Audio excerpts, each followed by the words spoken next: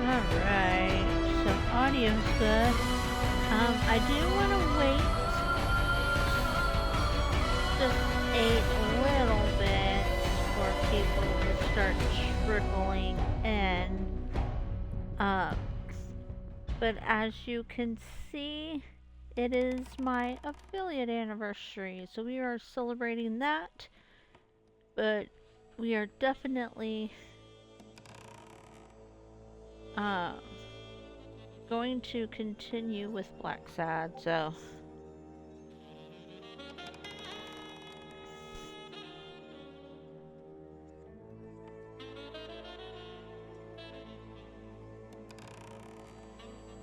but I hope everybody has had a really good... Hey, Princess! Thank you for oh my goodness. For subscribing. You are awesome. 13 months in a row is amazing.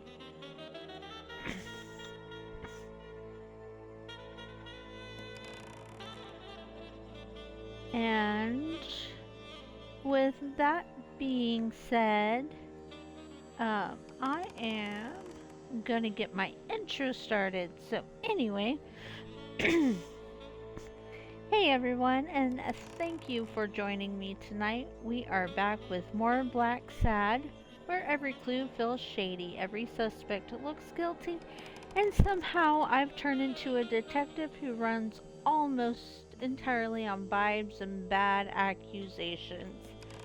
Last time we dug deeper into this mystery, and tonight we are heading straight back into the chaos to uncover what secrets this city is hiding.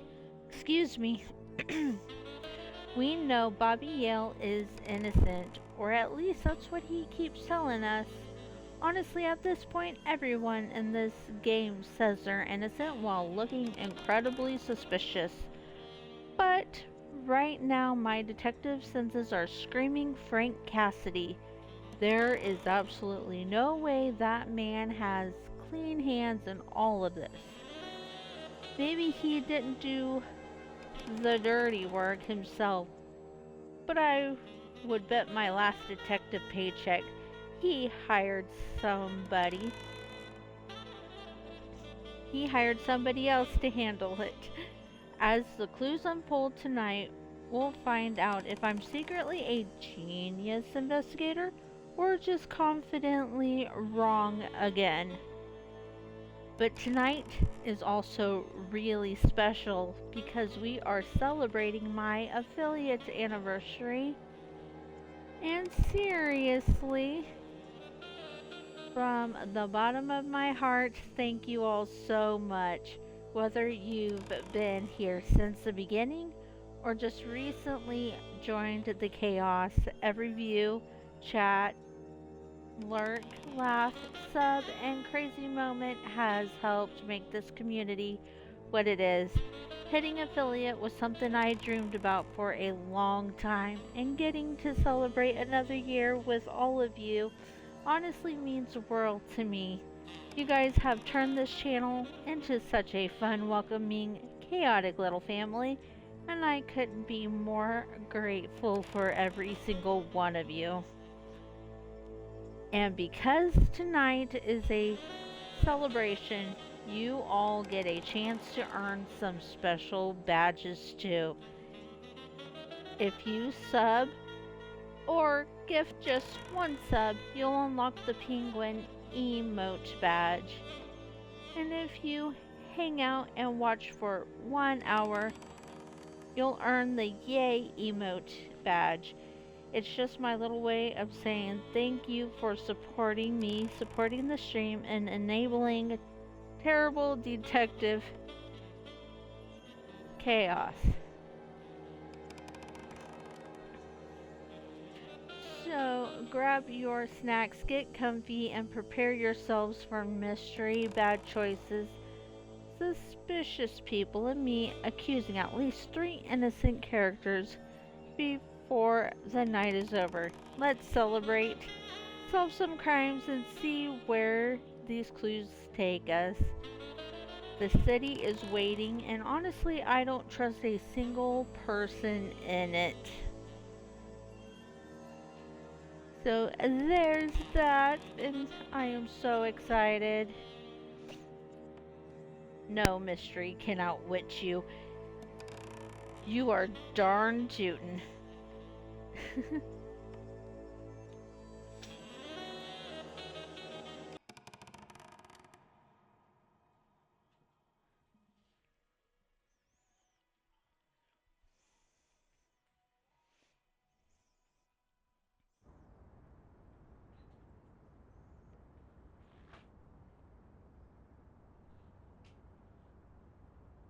Alright, that is right, we left off.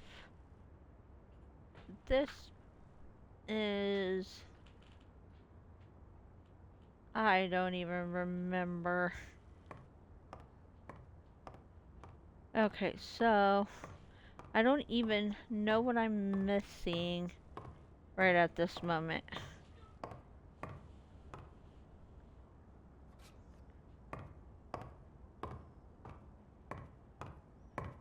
Because I feel like we've gotten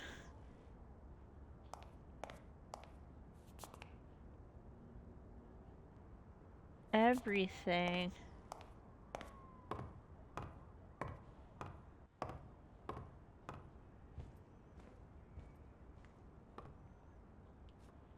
Yeah, and we can't.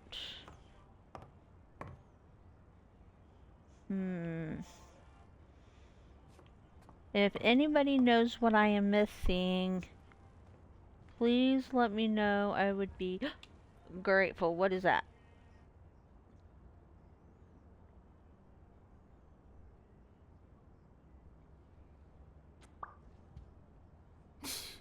No matter how hard I look, I'm not getting anywhere. I need to talk with Sonia, and maybe with her uncle Tim. Okay, so never mind. I figured it out.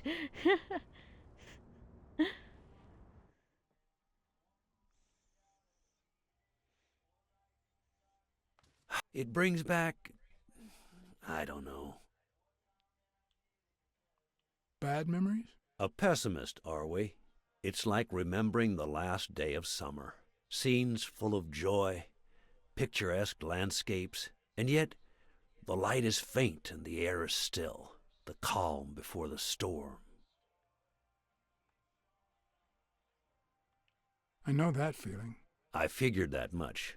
I can see it in your eyes. We met in the army. We were all professional athletes. They called us the Olympic Five.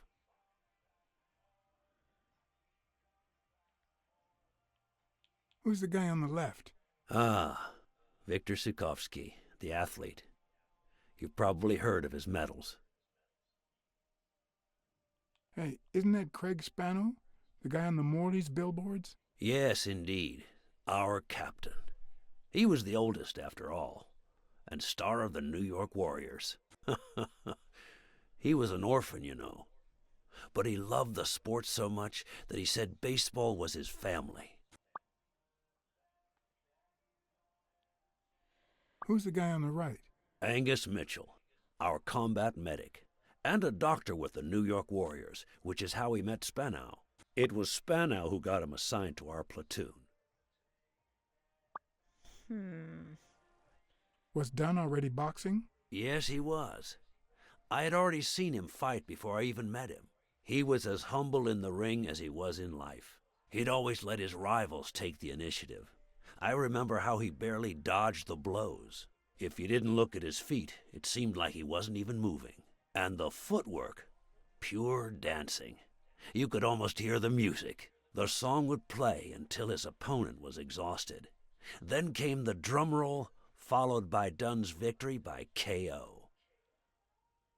What about you? I had just signed with the Milestones.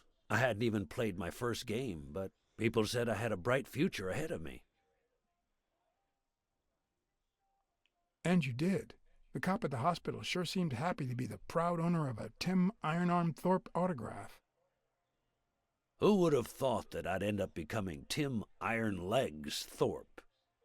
What happened? I fought the Nazis for 2 years, up there in the sky, over Europe. And I never set foot in a field hospital. 3 years later, I crossed the street without looking. And look at me now. What happened to all of them? Zhukovsky died the same day they injured Dunn. Dunn received an honorable discharge and came home. He quit boxing and opened his gym. Mitchell was redeployed to a field hospital. Spano and I continued in the same unit, but nothing was ever the same.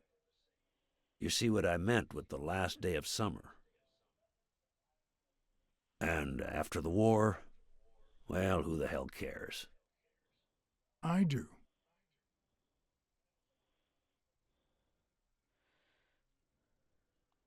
What happened to Spano?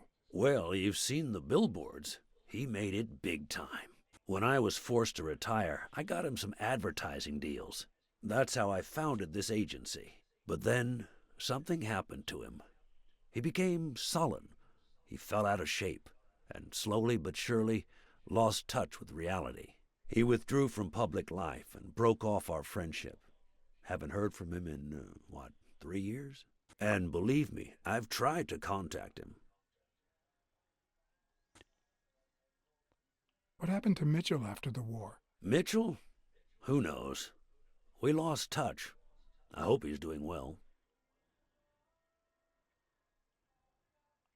I think I saw Mitchell not too long ago, but I can't remember where. Seriously? Please try to remember. I'd love to hear from him again. I'll do my best.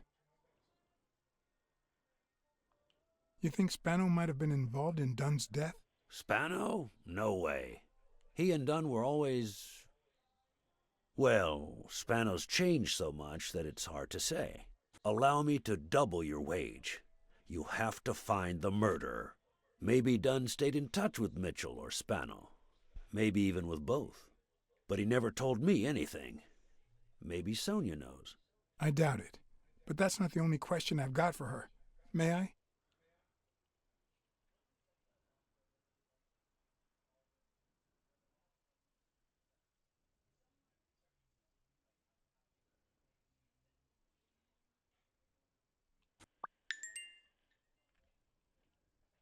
Ooh, we can do a new deduction. When I'm able to, I will. Yes? Sonia? No, she's not here. Who's calling? Where is she?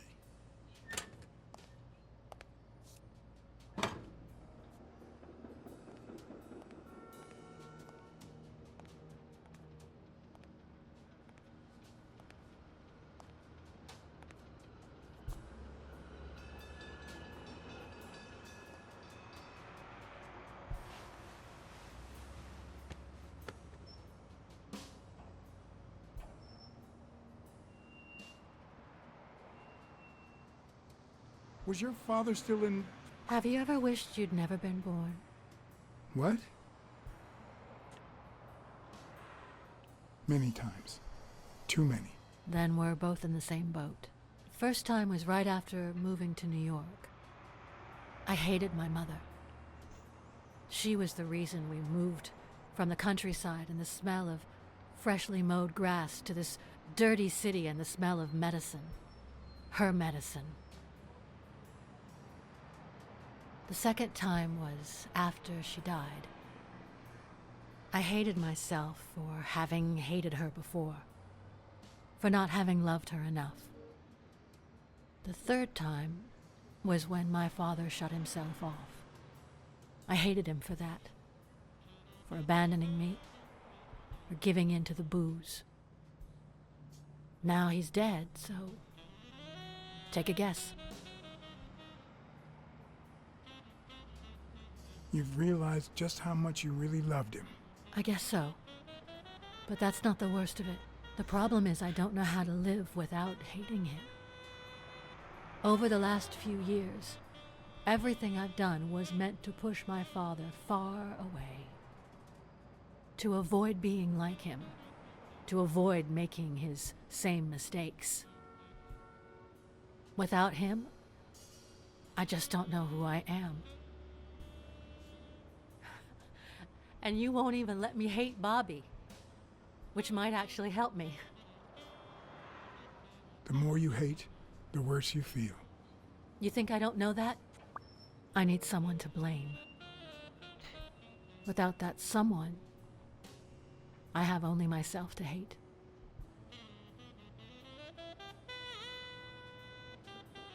Hate me.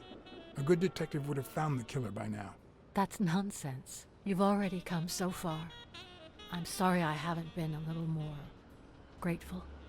In any case, you shouldn't hate yourself. You are... No, you have such good qualities.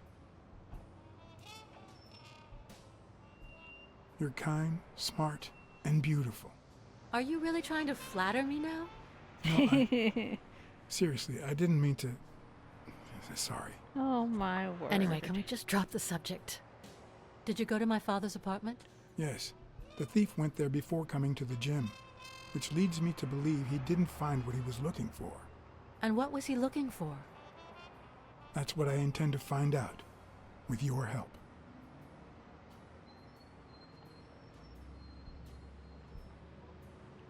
I found a picture taken during the war. The Olympic 5. Did you meet any of them, besides your father and uncle? Well, Uncle Tim actually isn't my uncle. No? He and my father loved each other like brothers. Did he tell you that he saved his life? Well,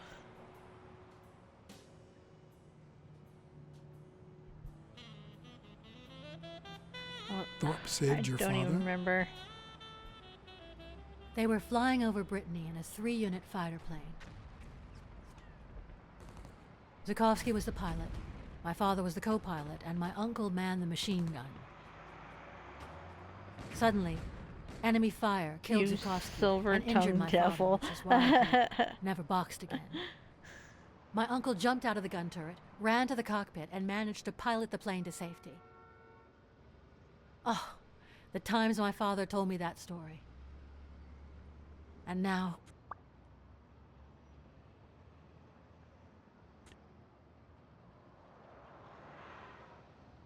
You still have your uncle. Yes, I guess you're right. Maybe he can also save me. Did you ever meet Spano? What can you tell me about him? I think I saw him once, but I was just a little girl. I think my uncle turned him into a star. That was a long time ago. I found a baseball glove with Spano's autograph in your room.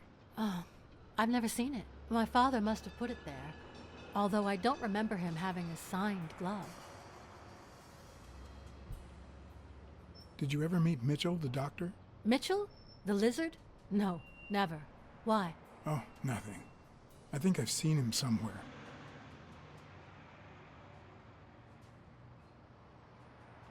I saw your old room. That's embarrassing. I see you were dead serious about me hating you. It's odd that there are practically no toys or memories of your childhood in the room, except for a small music box. That box? It might just be my last happy memory.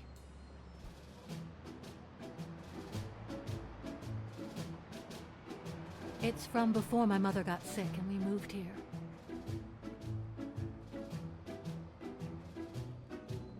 I loved reading stories about pirates.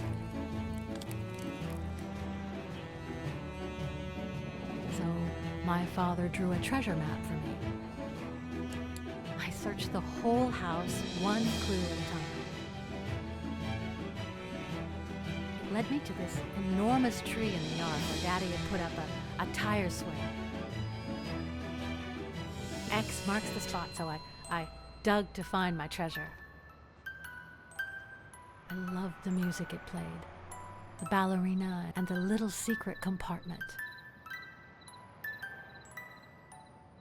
Oh, the So secrets I kept sweet. in there. Yeah, I absolutely I think it's the love first that. time I heard you call your father Daddy. Really?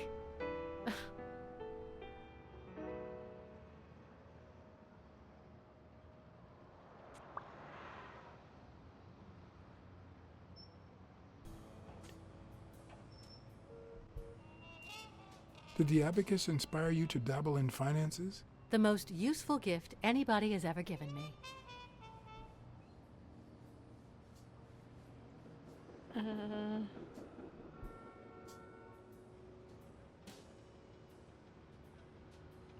A gift from your father? From my Uncle Tim. Oh, He used to I say that in this should've- day and age, a woman should know how to Yeah. count. My father didn't agree, but he didn't oppose it either. People thought he was a liberal because of his attitude towards racial issues. But at home, things were different. I'm also a fan of Frank Papalia. Oh, yeah, the poster. I only liked him because my father thought he was too modern.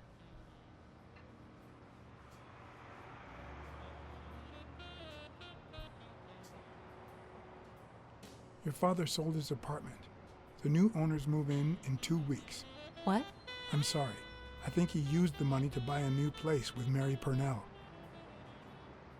You'll have to talk to her sooner or later. Yes. I guess I owe it to my father in spite of it all.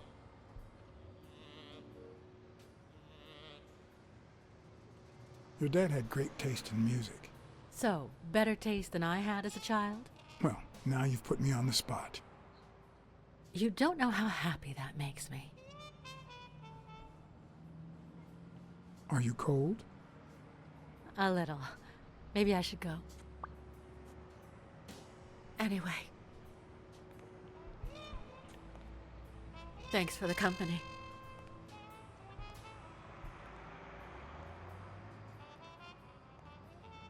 Sonia, thank you. Aren't you coming?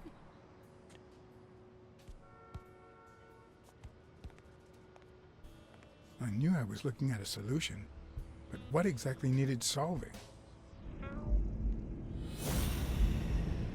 Alright, so let's see. During the war, Dunn and his pals were known as the Olympic Five. Dunn hid the music box under the swing tired tree. The gym burglar signed a document with the foot. Dunn's murder had it all carefully planned out.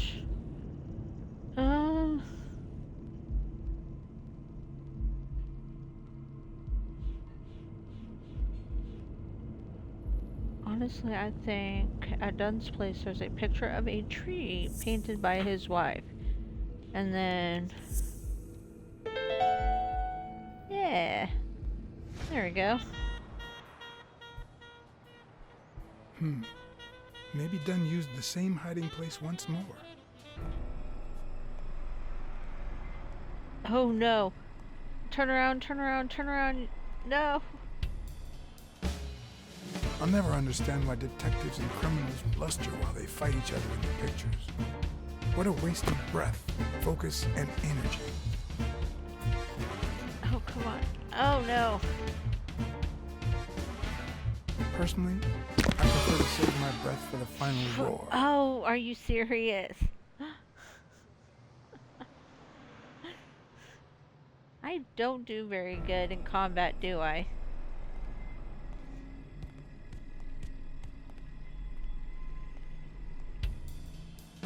I'll never understand why detectives and criminals bluster while they fight each other in the pictures. What a waste of breath, focus, and energy.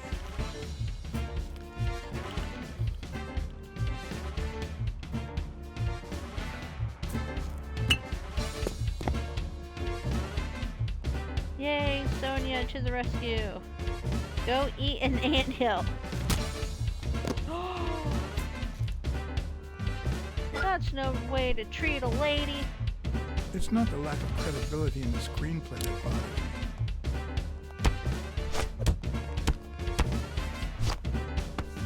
Plus, it's actually pretty handy. crook talks to you in the middle of a fight, you know you're up against a rookie.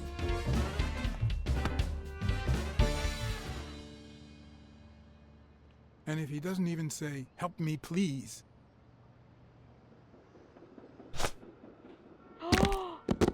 Oh, shoot.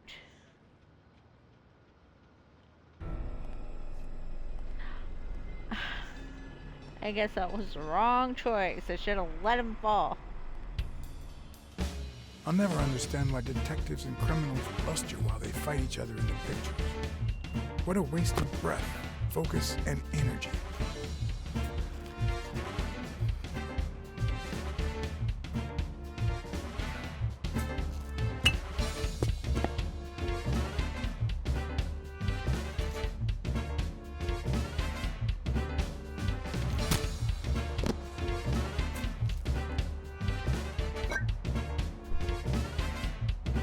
It's not the lack of credibility in the screenplay that bothers me.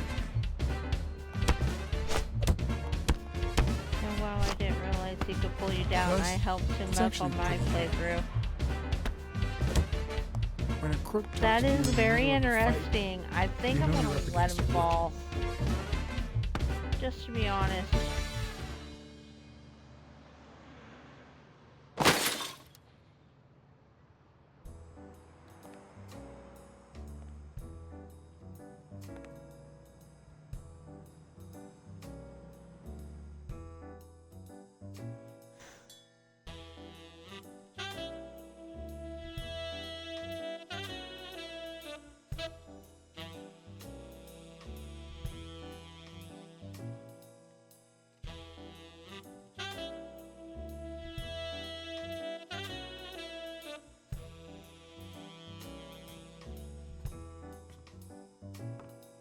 What did they say? Nothing serious. I lost another one of my 9 lives. Oh, this hurts. Got many left? I'm in the red.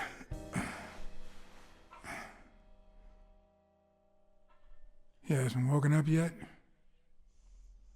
Nope. We're gonna be here a while. Vulpine, 7 letters.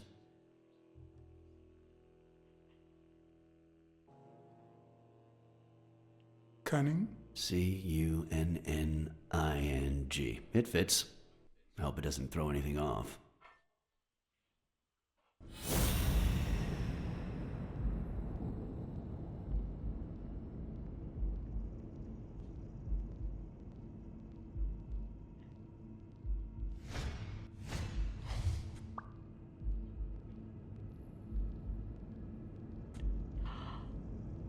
Oh.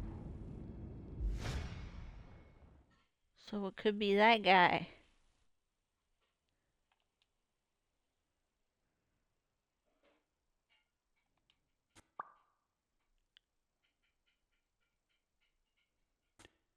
Sardines, yes. That's what I'm thinking. Yep, looks like you were right with cunning. What are you looking Yay! Nothing. Will he live? for? He'll live. So what have you found out? Randall Lee. Apparently in love with our penitentiary system, judging by the frequency of his visits. Theft, assault, extortion, minor things of the sort. Any partners? Always works alone. He's never ratted out his employers, provided they exist. Did you find anything? Is this our man? Do you have proof?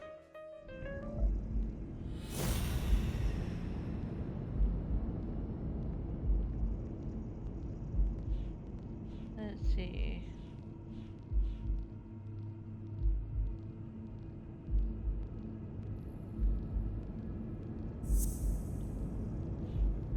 Okay, and the tearing his pants. Yes, we got it.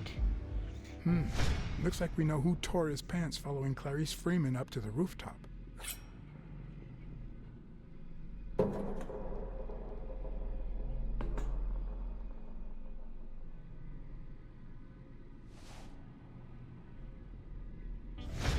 His pants have a tear in them. I found a piece of that same fabric at the gym. On the stairs that lead to the rooftop where we found the second body. Makes sense, but how many pairs of ripped pants are walking around New York City? I don't call that evidence.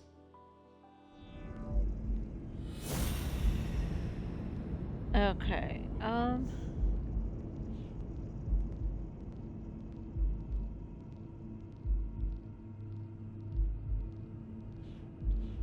okay, so let's do the anteater snout reeks of sardines. This smelly gem burglar didn't find what he was looking for. Yeah. The guy who broke So into he's the a gym killer, in but Dunn's is place he has a the thing for killer? sardines. Did you I smell his don't breath? know. Right, because there's only one sardine fanatic on this side of the Hudson. I need something more. Is he tall enough is my deal.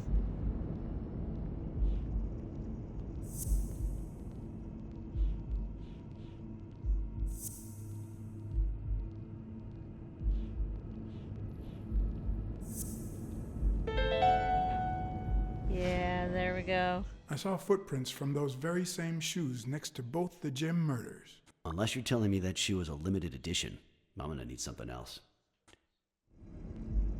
Oh my word.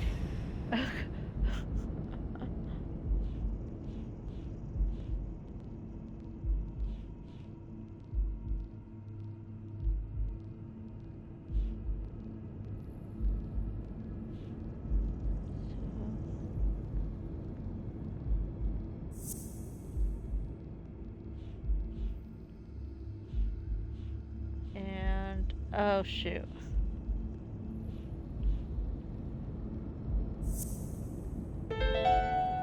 There we go. Okay. One of the thugs that attacked me the other night had a snout just like his. I'm sorry, but you can't incriminate someone based solely on species. What else you got? What more do you need? I've given you 4 pieces of evidence. None of which are conclusive. He tried to throw me off the rooftop. What the absolute Yeah, you're right. I'm heck? sorry. He's our man. No, he's not our man. Make up your mind. He's just a puppet. Someone is pulling his strings. Could it be Yale?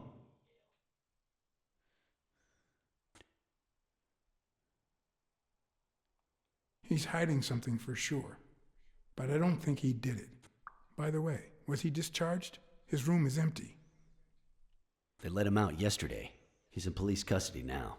You can tell he's an athlete. Made quite the comeback. Anyone else would have taken 10 times as long. Anyway, he better be fine. You know they've ordered me to escort him to Madison Square Garden on the day of the fight.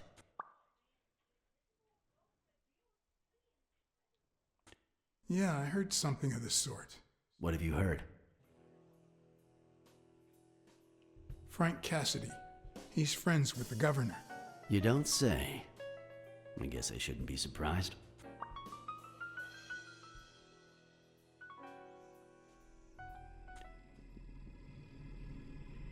Quick, what do you want? Good cop or bad cop? I'm the bad guy.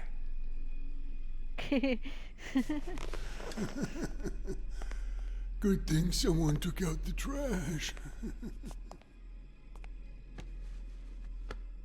Good morning, Mr. Lee. I assume you're aware that you're about to be accused of murder, and that thanks to the witness testimonies of Mr. Oh, heck Blacksad yeah. and Miss Dunn, your future's not looking too good.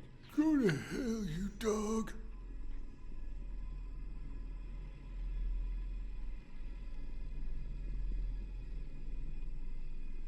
If I choked you with a pillow, nobody would know. You should already be dead. Blacksad, stay out of this. Remember who's the cop here. Maybe we can offer you a deal. We know someone hired you to kill Joe Dunn and Clarice Freeman. What do you have to say? I'll call your bluff. You ain't got nothing.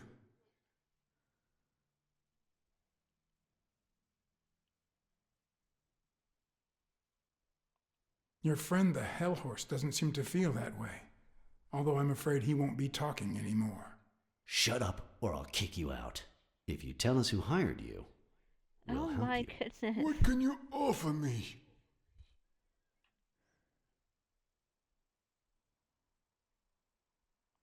We could significantly reduce your sentence. I could testify that you helped me on the rooftop. You're pathetic.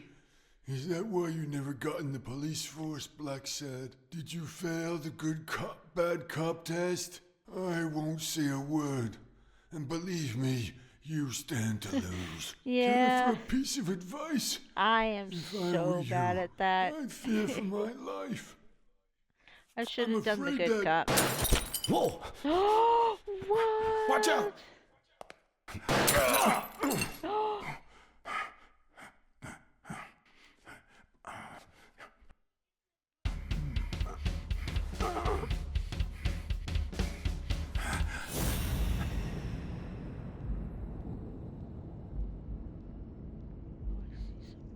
Up there.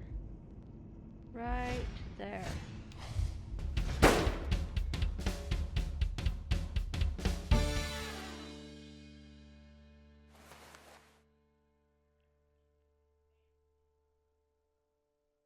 Surprise! That was a hell of a surprise.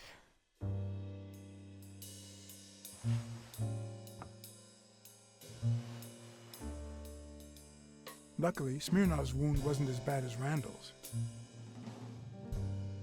Unfortunately, the police found nothing on the nearby rooftops. Our best shot at finding the killer was gone, so I went back to my previous lead.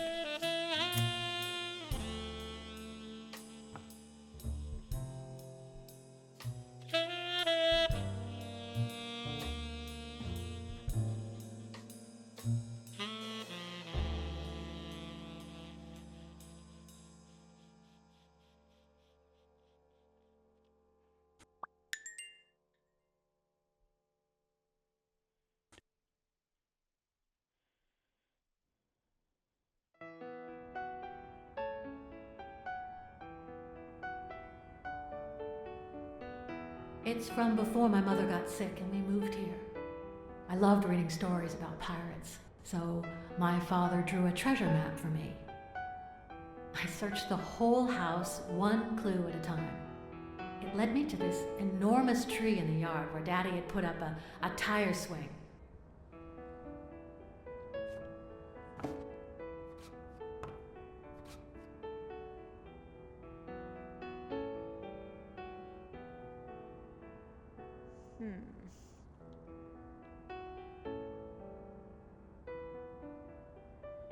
I don't even know.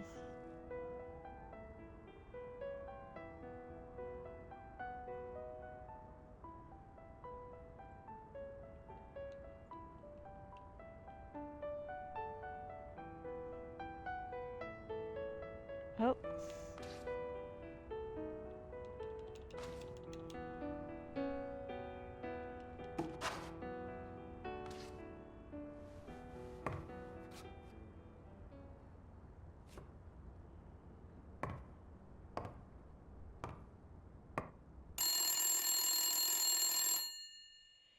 You're like, we're getting too old Hello, for this. Smirnoff Exodus. Yep.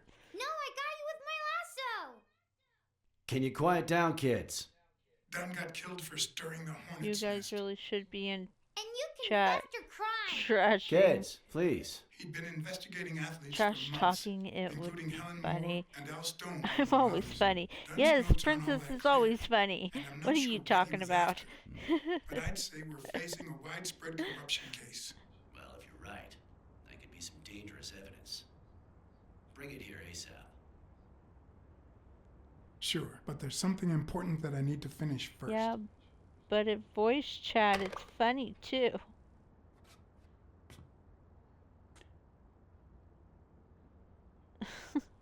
That's funny.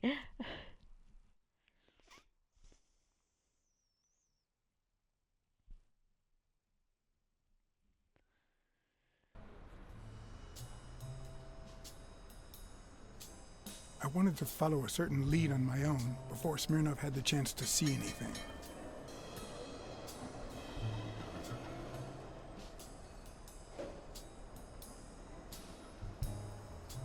According to his notebook, Dunn had seen Craig Spano at Sam's Diner just 4 days before his death.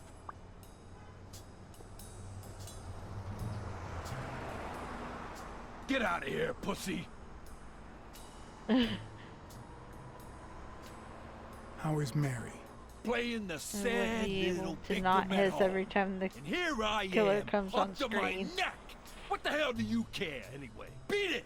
It might have been easier to That's slap the so information funny. out of him, but I decided to trust in a universal truth. Everyone is guilty of I something. really wish I You knew don't know who the who I killer am, was, right? Don't know and don't care. but we'll figure it out. Come on, spit it out. I'm John H. Blackmore, Public Health Inspector. Oh, yeah, right.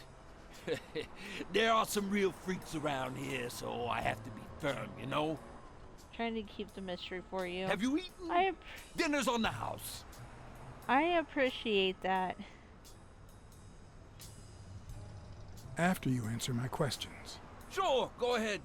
Your call. Always at your disposal, Inspector. Ask away. Fear turned him soft and made him talk. Sure enough, Dunn had been there a few days back with a chimpanzee who matched Spano's description. Apparently, the guy still lived with his father. Dunn said he couldn't stay there a day more. For the time being, he would move into his place. I see, said the blind man Wait who a ran minute. into a tree. What does public health services have to do with that chimp? It was not me. We worked together at the Consumer Protection Office. He came Actually in didn't pretending to be a remember client, who it was and you until they insulted first him, showed up. I Me? literally Whoa, I barely even talked to him. tried which is even worse. right up the screen. It was you, you asshole. That's so funny.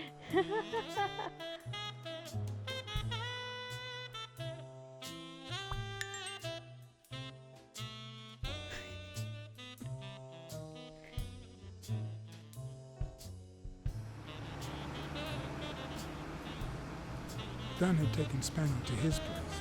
I wanted to believe that It's a when move Randall wasn't Lee broke accomplished. into the apartment, Spano fled to his former address. Was But where it? could that be? Twas. Okay, so.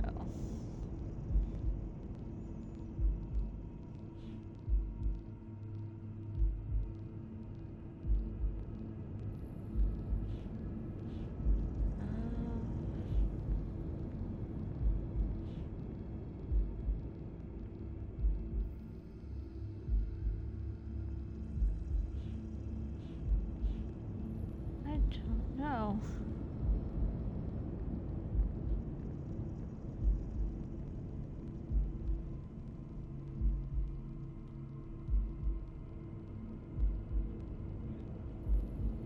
I really have no idea what to even try.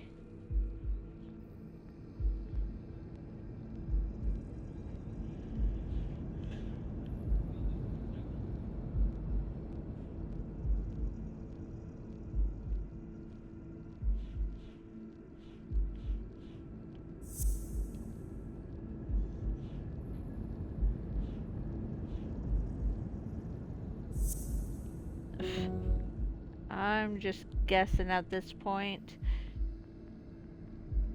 Okay, so actually,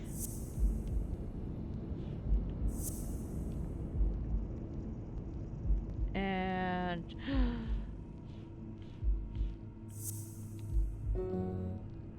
nope. Okay, well that didn't work.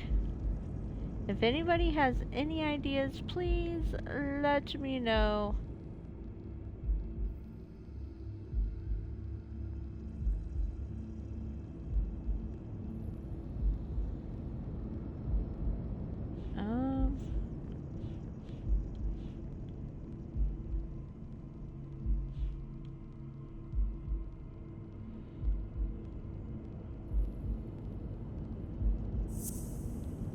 Okay, I think maybe that one. Maybe that one? Nope. Okay. Oh, shoot.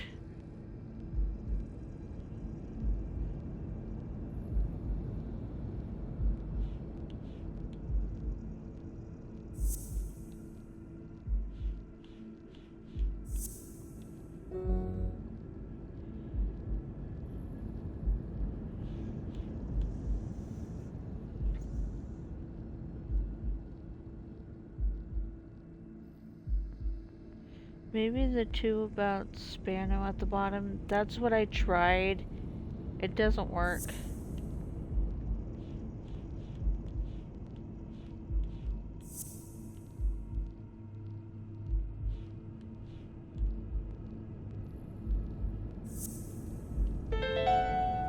Okay, I figured it out. I got you.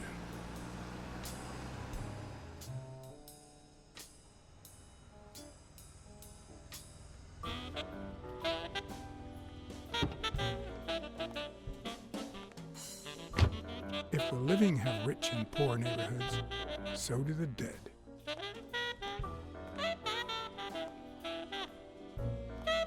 In the mid-19th century, Greenwood became the resting place to the city's most distinguished citizens. Thinkers, scientists, writers, inventors, artists, businessmen, politicians, police officers, thieves, pimps, and murderers.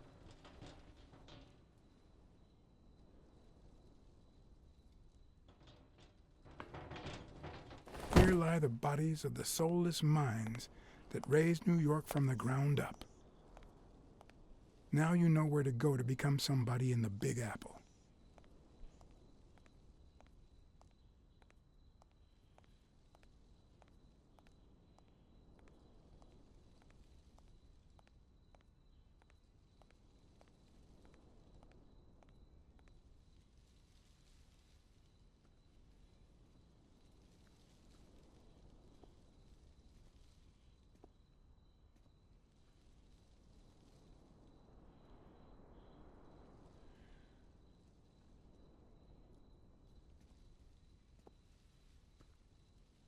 Okay, well, we have a couple more deductions we probably should do real quick.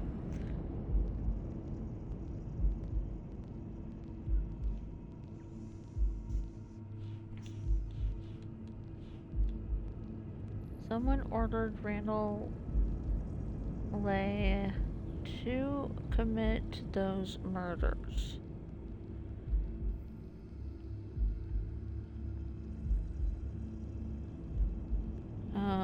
Let's see.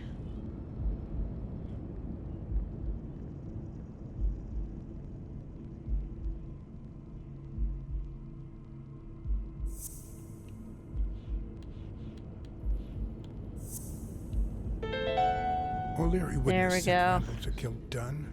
He would have dragged him to his basement, given him his little speech, and then killed him himself.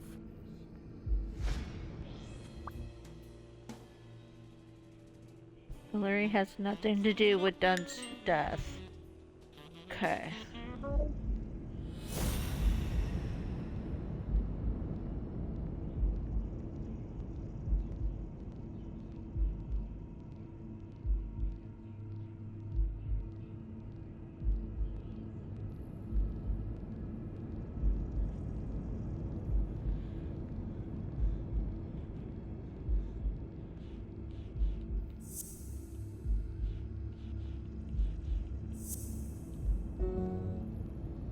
Nope.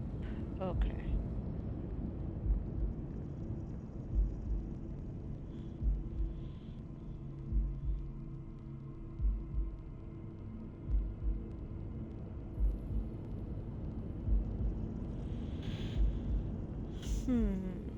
So what should we try this time?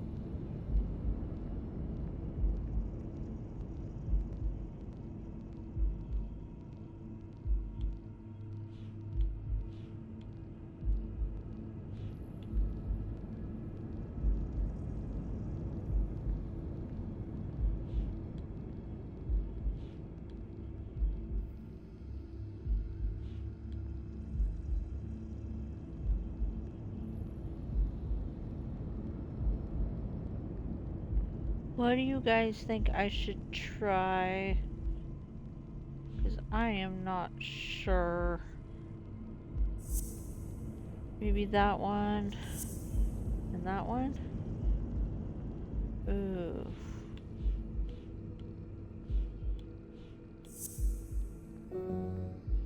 Nope. Okay, so I know.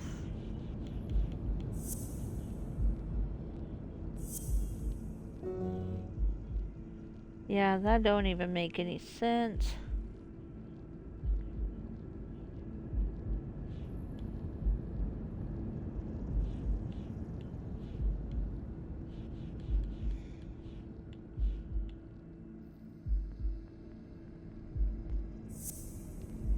Okay, so maybe that one and then that one. Oh, okay. Mitchell, Okay. who fought with Dunn during the war, tried to pass as Yale's doctor.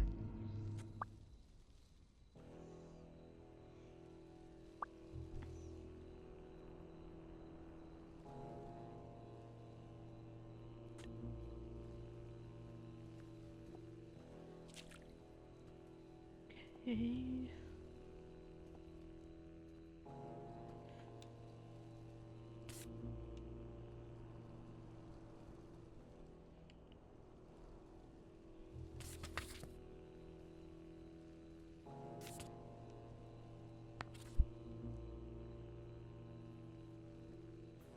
A Celtic cross. Supposedly, the ring keeps the devil at bay by reflecting the sunlight. Really handy at this time of the day.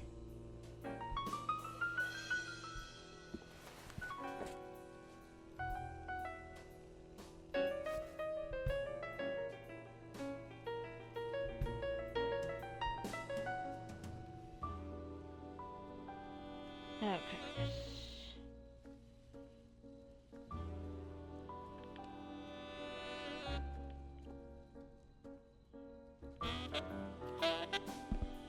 The four bases guarding their father.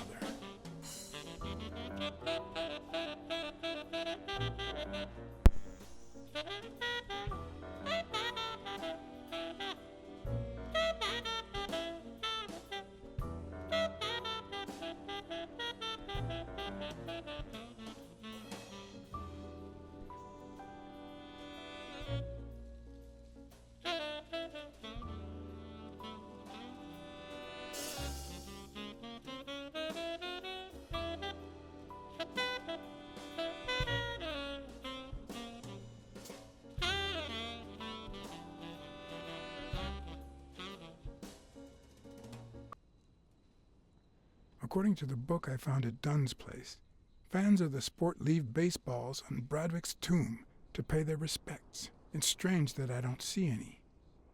Maybe they're gone with the wind, or somebody claimed them as part of their inheritance.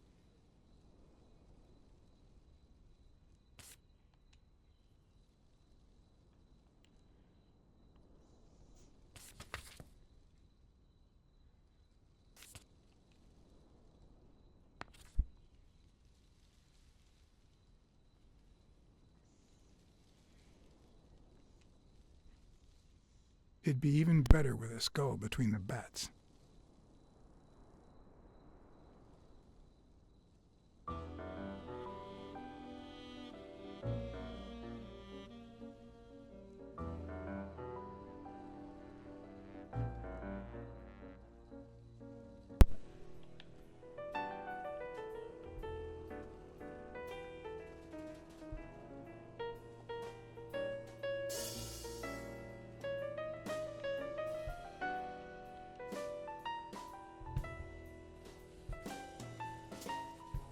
Still hot.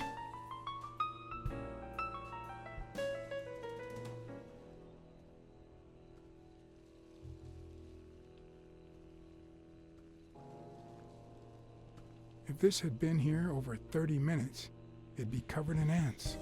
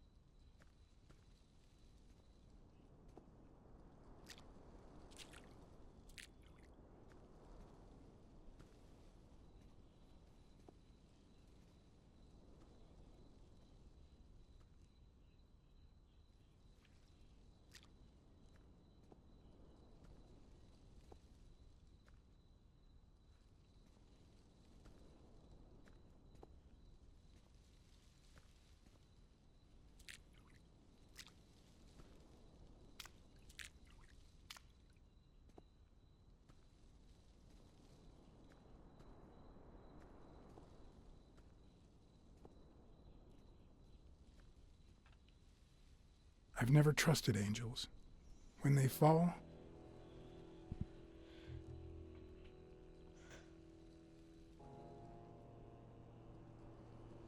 they turn into demons.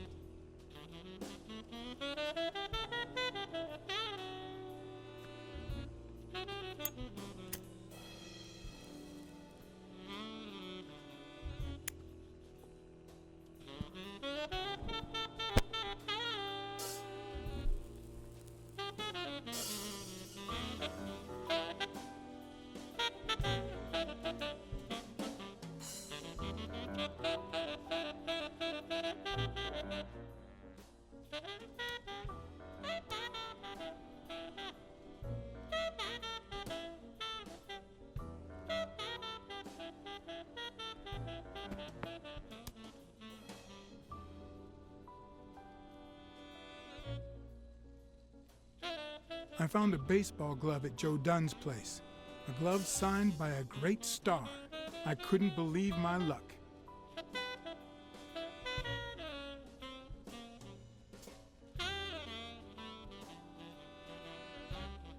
I've always been a New York Warriors fan, although to be honest, they're not what they used to be. Yep, they just haven't been the same without Craig Spano.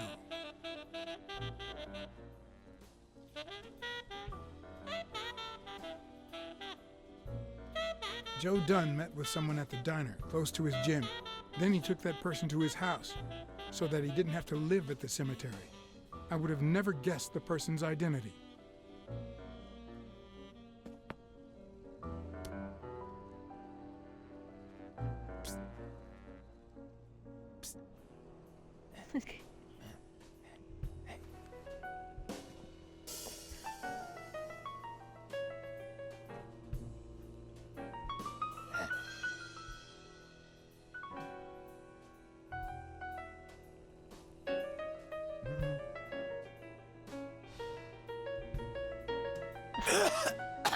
Marley's are the absolute worst.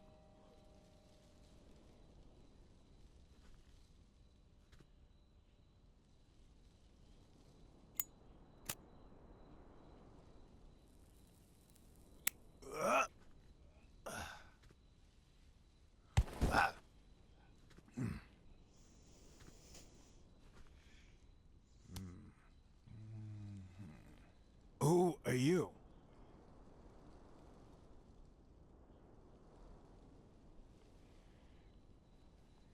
I'm John Blacksad, private investigator. How's Joe? One question at a time. It's my turn.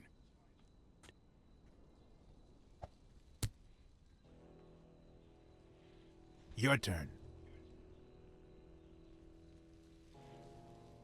Let's see.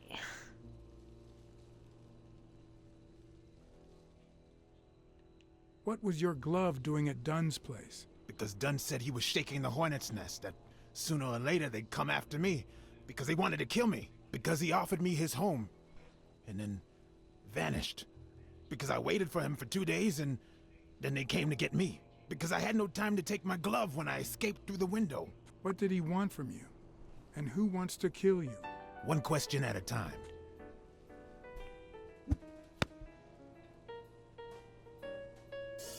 How's Joe? What would happen if I told him the truth? Would he lose it? Could I take that chance? Joe Dunn is dead. Murdered. I told you, Joe. How did it happen? One question at a time. My turn.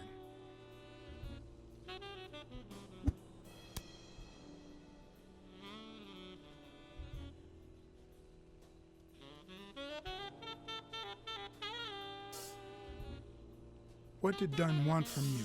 He wanted to know who was playing dirty in the sporting business. Dirtier than usual, that is. Wrecked lives, careers, ruined at the top of their game. He wanted to know if the same had happened to me. He wanted to know if the end of my career and my disappearance had anything to do with all that. He wanted me to confirm who was behind it all. The guy who had him killed. Our old friend, the surgeon.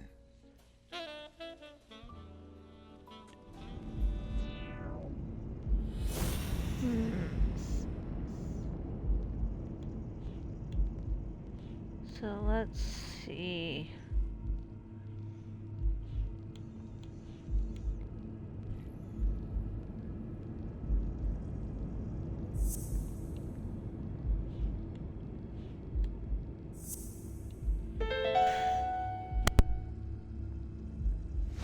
Is Mitchell the surgeon? Is he the person behind all of this? That surgeon you mentioned, is he... My turn.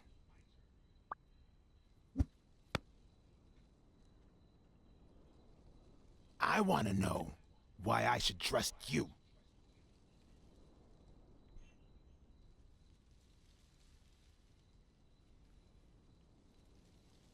Do it for Joe Dunn, our common friend.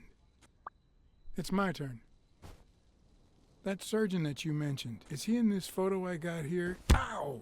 Hey!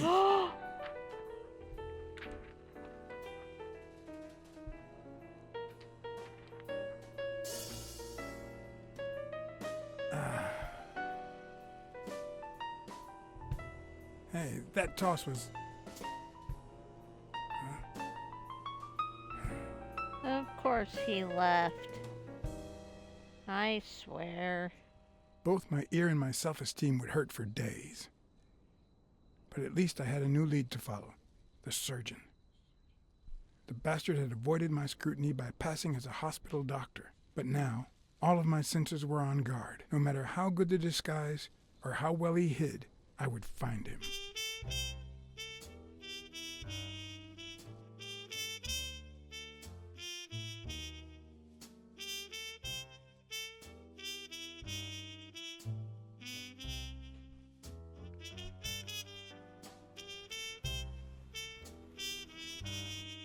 So, what you're saying is, 1, there's a corruption scandal involving all kinds of athletes. 2, our puppet master is a surgeon named Mitchell, a man who happened to fight in the war with Dunn, right? Every lead I've found points to him. Anyway, where was I? Number 3, right? 3, since Dunn was on his trail, Mitchell hired an anteater to get rid of him.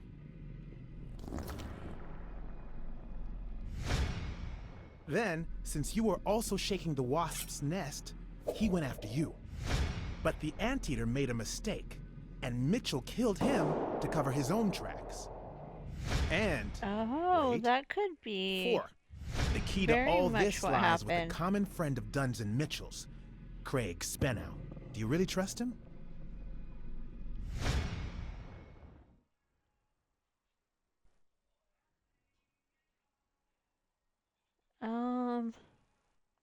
You should know that I don't trust anyone.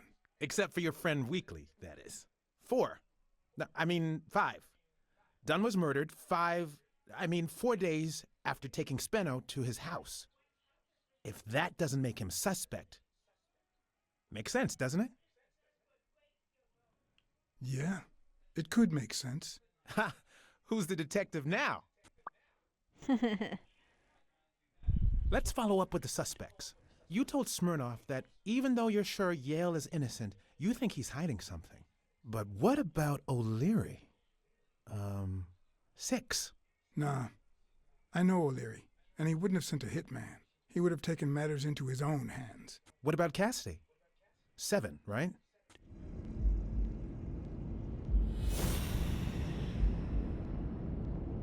Okay.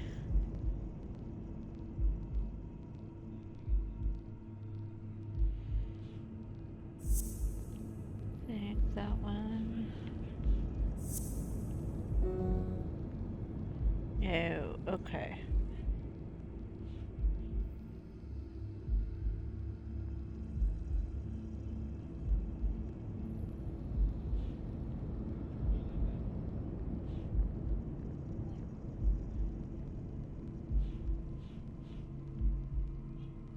I don't even know.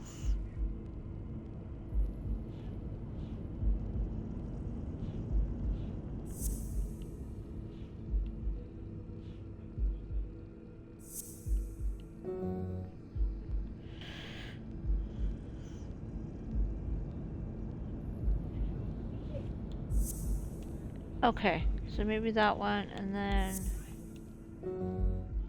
No. Okay, I'm not sure what else to try.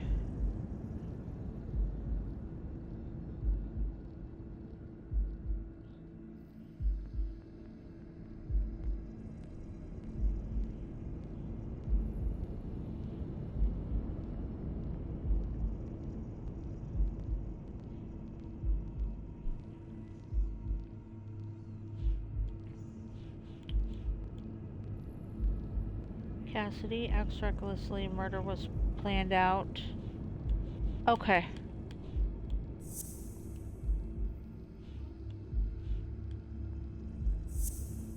I think it's safe to rule out Cassidy as Dunn's Okay. murderer. He seems too impulsive to have planned such a twisted crime.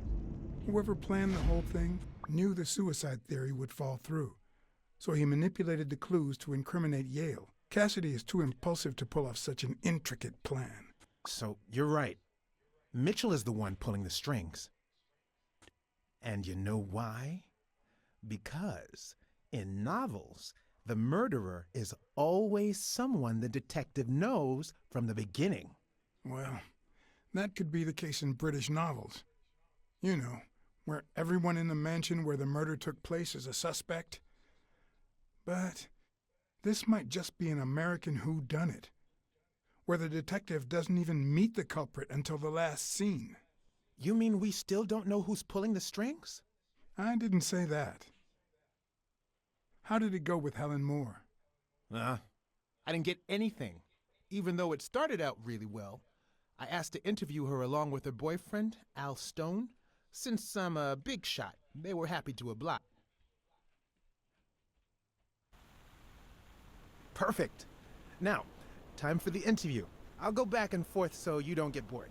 So, who goes first? Here's a question for Al. Are you ever jealous about sharing your sweetheart with America? Yeah, Nonsense. America has my smile, my figure, and my patriotic love. Everything else, and I mean everything, belongs to Al. Right, baby? yeah, that's right. Okay, now. Here's one for Helen.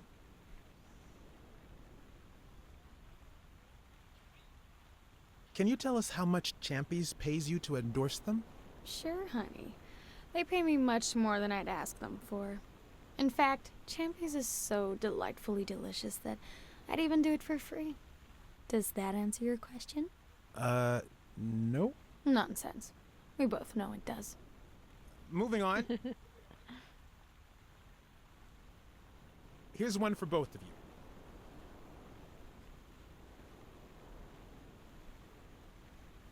How did you meet? At the party organized by Des... Al, who threw the party doesn't matter one bit. What matters is that I saw you and you saw me. Our paths crossed and our lives were changed forever. Now what? Time for a picture. How should we pose? Okay, how about a hug? I want to feel the love.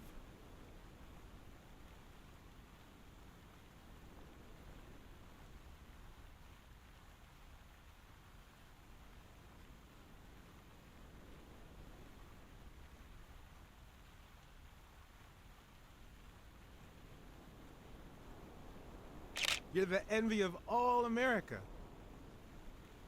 Okay, one more question, and... Al, honey, can you answer it? I've gotta go say hi to a fan. I'll be right back, Mr. Pulitzer. Wait.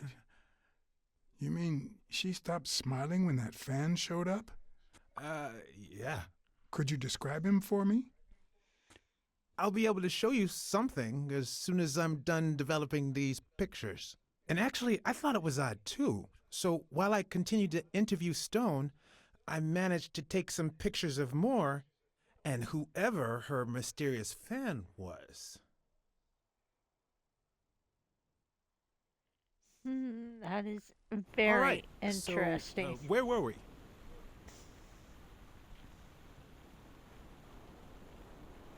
In just 12 days, the contender will try to steal your belt. Any thoughts on your fight against Yale? Well, supposedly the odds are in my favor, but there's no such thing as a weak rival.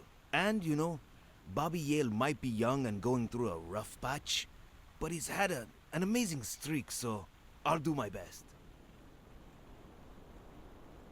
Let's get that picture taken.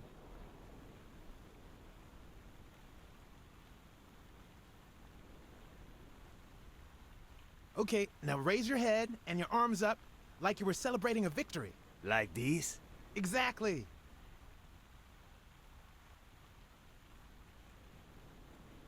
Wait, I accidentally moved. Stand still. I'll take another one.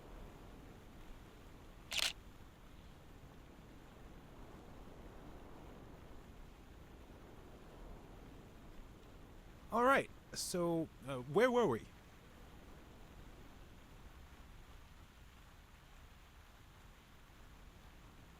Let's take a picture. Let's get that picture taken.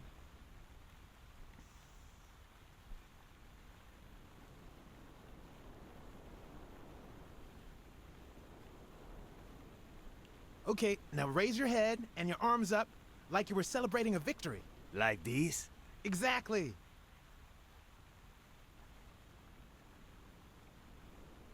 Wait, I accidentally moved. Stand still. I'll take another one. What's with me today? Don't move, please.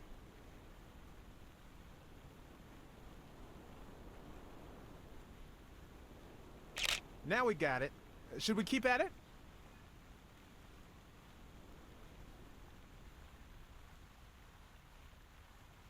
Your manager is Frank Cassidy, president of the Boxing Managers Association of New York. According to him, only boxers working with member managers should be allowed to compete.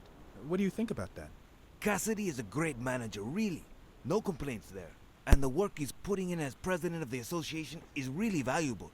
But, I don't know, maybe in this case, Joe Dunn was right. Wait, no. Could you keep that last comment off the record? You know, on the down low. My lips are sealed.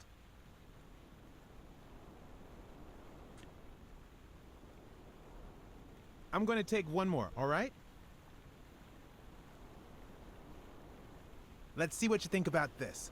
Close your eyes and rest your chin on your fist. The boxing thinker. Like these? Exactly.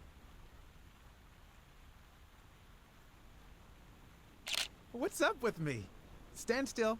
I'll take it again. I can't seem to get it right. Don't move. It's about time. Finally, we're all set.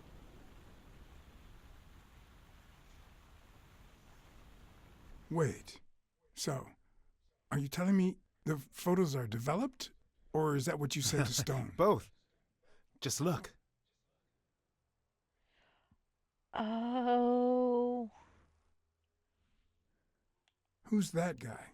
I know he's not a fan. You should have seen her face when she saw him. You know, I thought he'd be cocky, but he didn't seem too convinced about beating Yale. It makes sense. O'Leary's rigged the fight. Stone has to lose.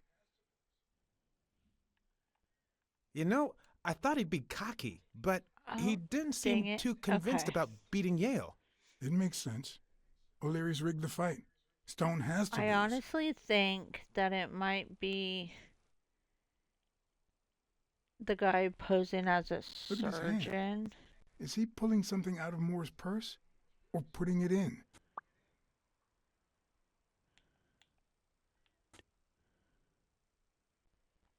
Can't you just see the love? I'm not so sure, to be honest. Love is not subservience. The boxing thinker, the boxing poet. Boxing just might turn out to be the intellectual sport of choice. I think she only smokes when she's nervous. What was making her nervous? Kind of looks like a reptile. That's what I was thinking.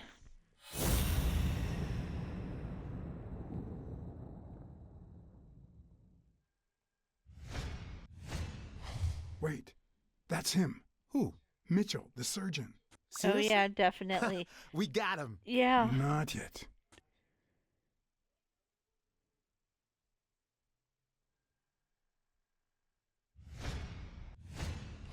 I've seen that matchbox before.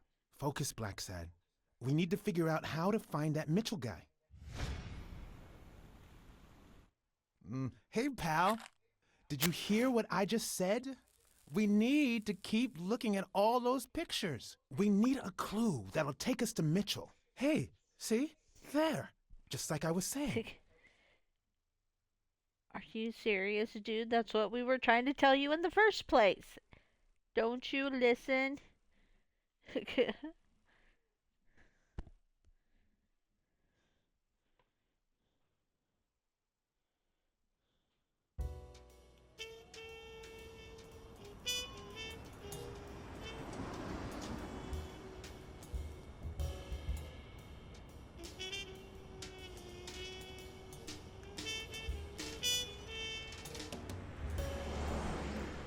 Brawls aren't even the worst part of my job.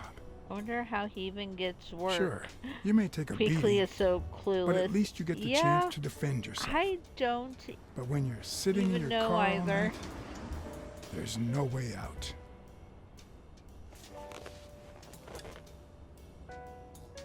Your legs cramp up, your back and neck feel stiff. Your entire body aches to be somewhere else. It's boring and repetitive.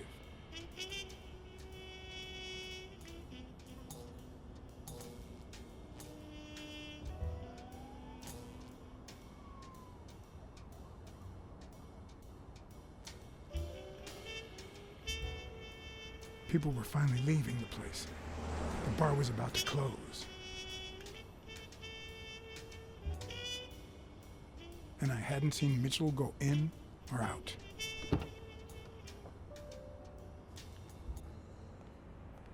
I had no choice.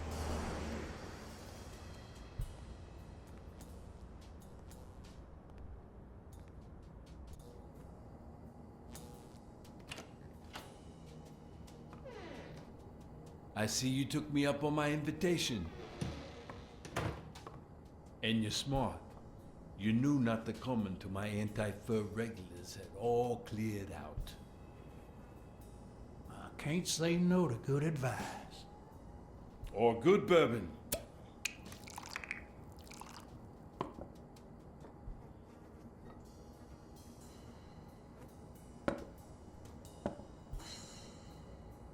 Here's looking at you, Mr.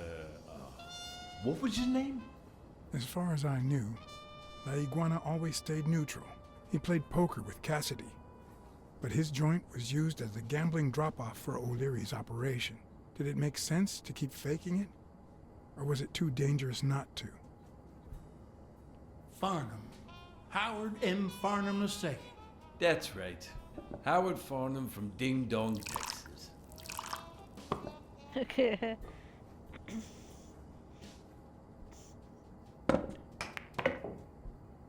You're natural. You're even better at pool than poker. This here's much easier. No cheating. You barely flinched when Cassidy decided to teach that ego a lesson. What do you want a fella to say?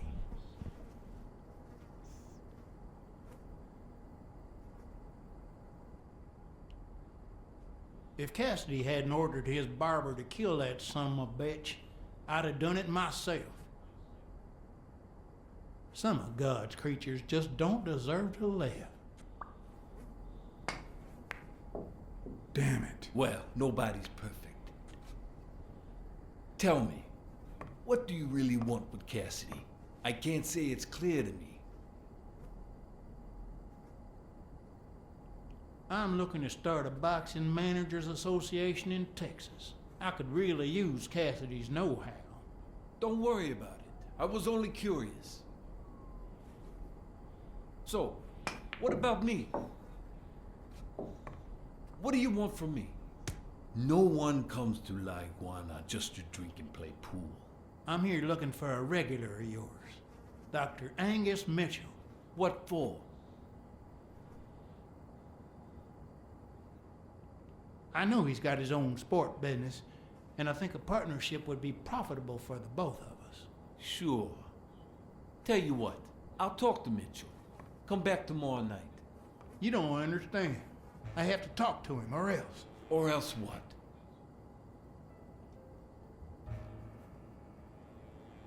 Oh.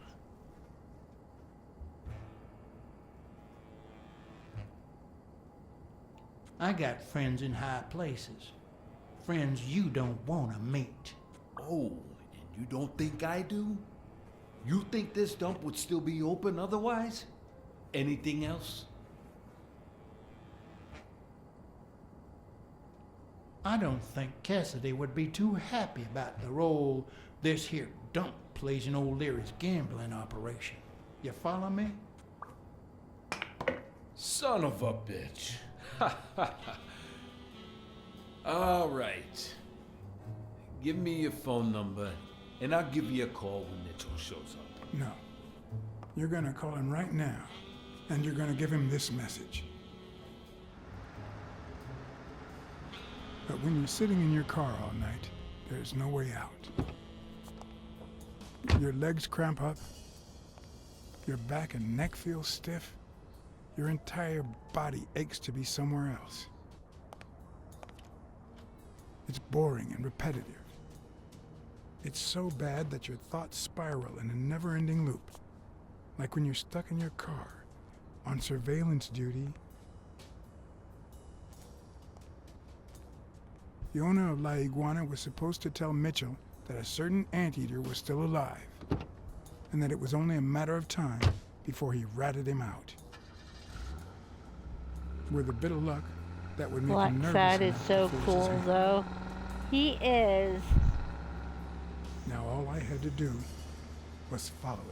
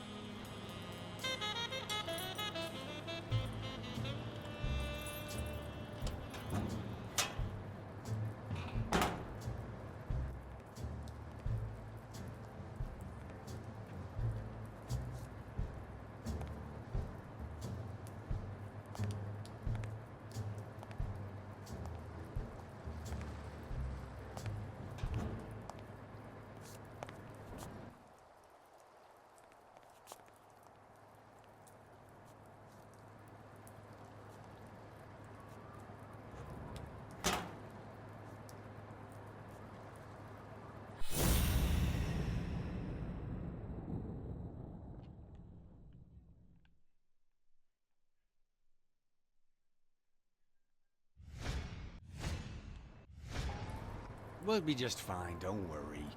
Gil, stand guard right here. If the cat shows up, you know what to do. I'll be back in an hour.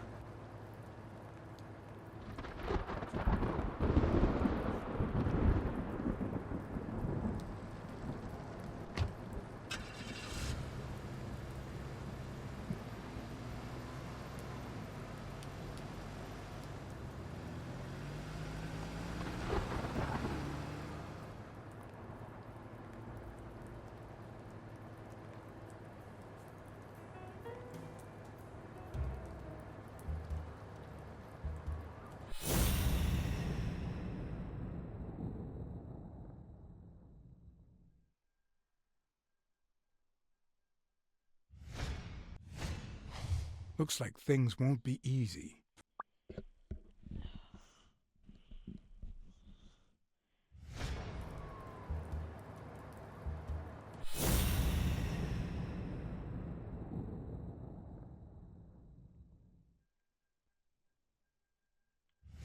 Alrighty.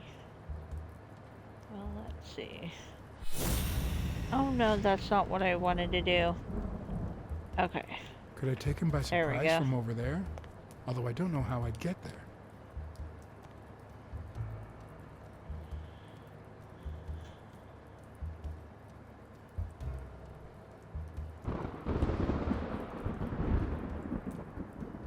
You're a cat.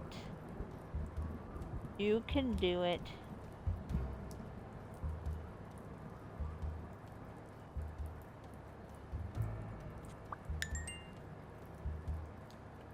Okay, so a new deduction.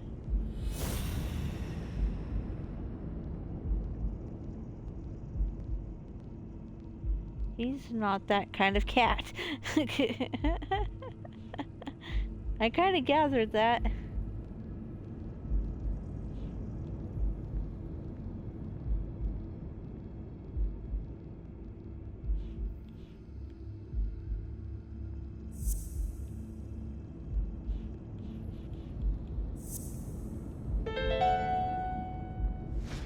Of course, he's Randall Lee's partner. I should be careful. When they gave me a beating, I could see he was kinda trigger happy.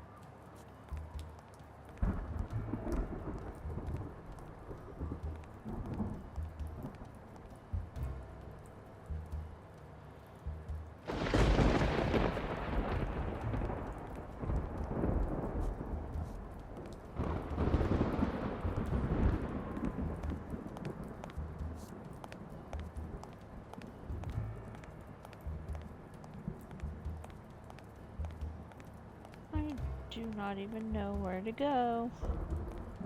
Dang it.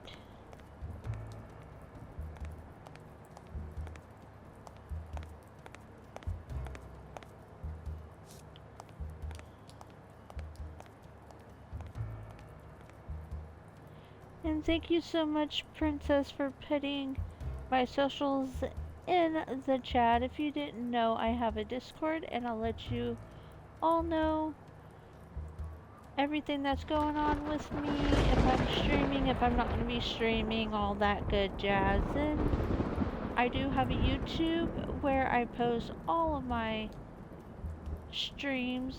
They are unedited because your girl does not know how to do that. Technology is not her strong suit, so we don't do that. And if I remember to get clips, there will be clips there too. So join the Discord and subscribe to my YouTube. That would mean a whole lot. Okay.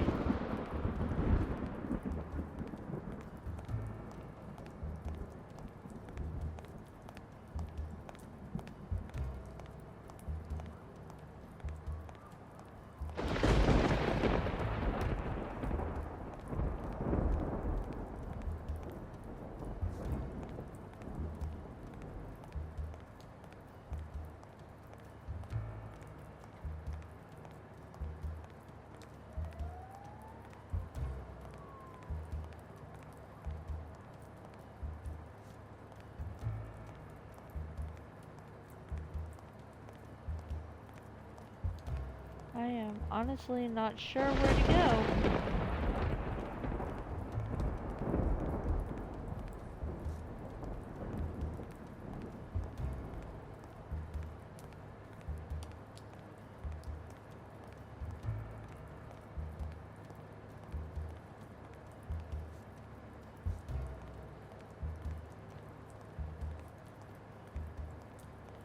Go back the alley and around the back of the warehouse.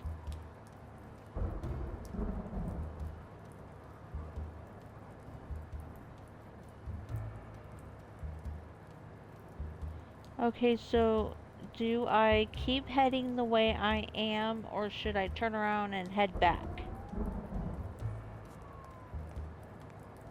Okay, so do I just keep going up and then left?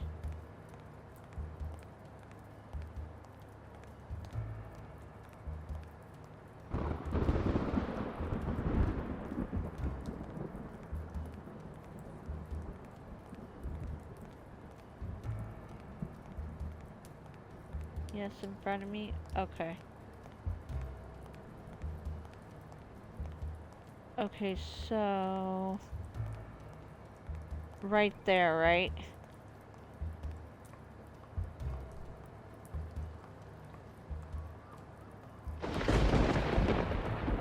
This area is huge. It is.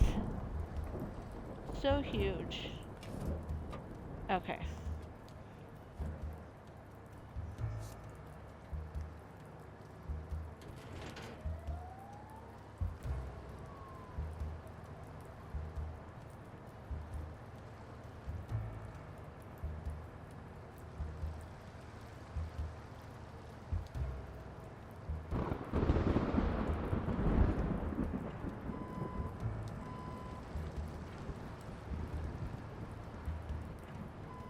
Okay, so where am I? Okay, so I have this thing. Should I take it back? Or what am I doing with this thing?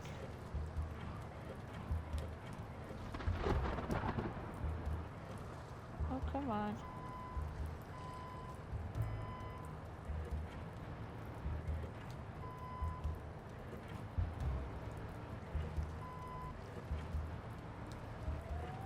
Okay, so I'm not going that way. I poked in every corner of this game and still didn't find 3 of the cards. Can you use it to give you a boost on the building? I assume so. So where am I supposed to take this thing?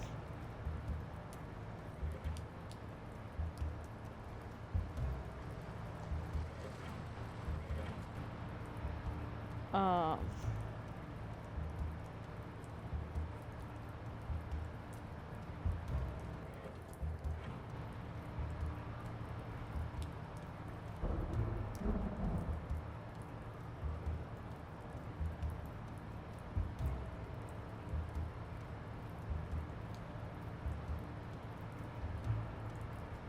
I'm like so lost.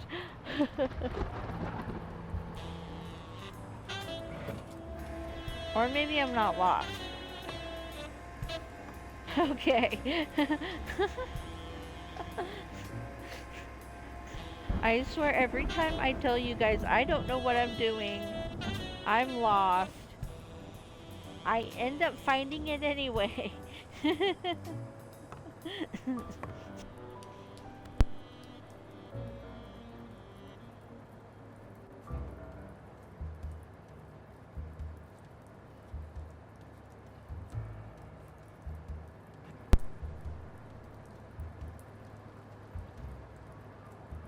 Stay put.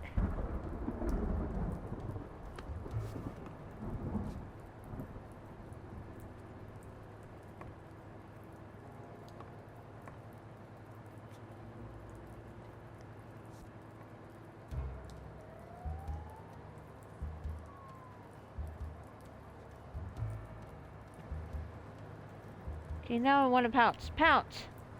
Pounce! No! Dang it! I thought he had his back turned enough.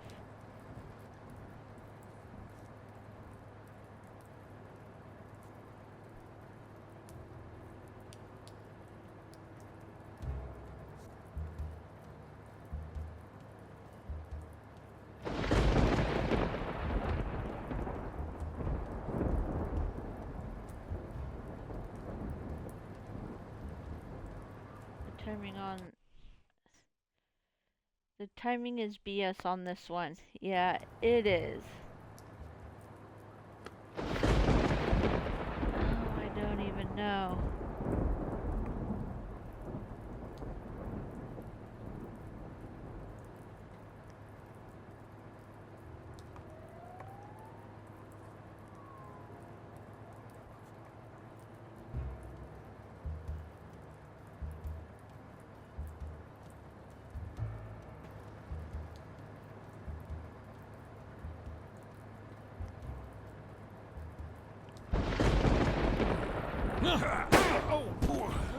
Dang, how am I supposed to get past it?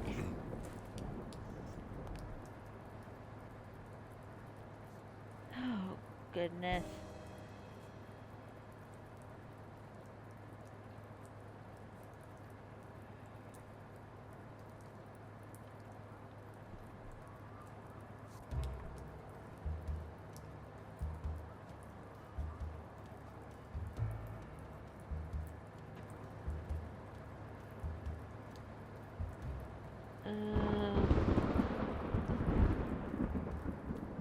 Stay put until you can pounce. It should be as soon as he turns.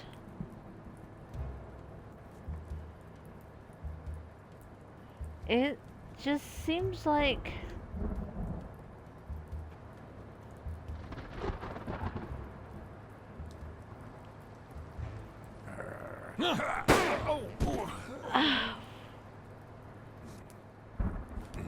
You know, that's what I've been trying to do, is wait till he turns, but it's like, I don't even know.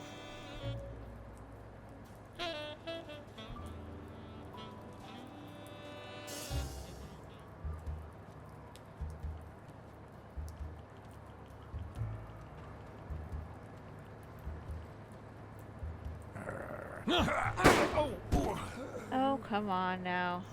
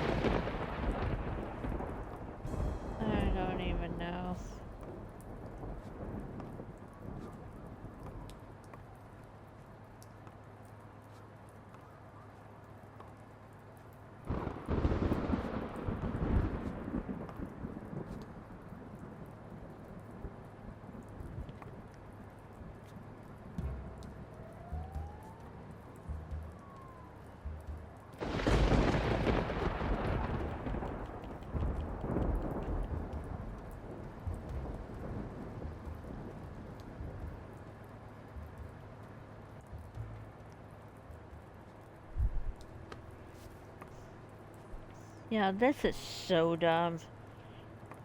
Okay.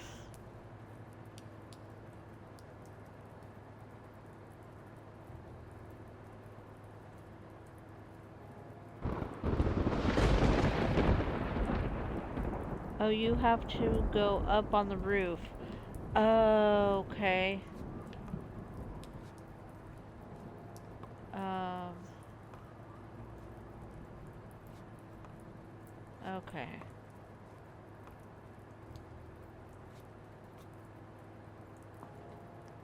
You find something to shield yourself. Okay. That would make sense. I'm like, not thinking.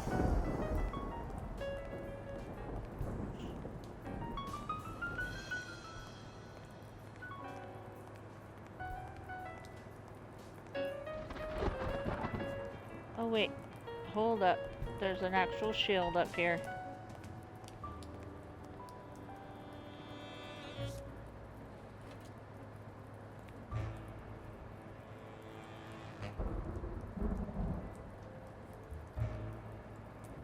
How convenient.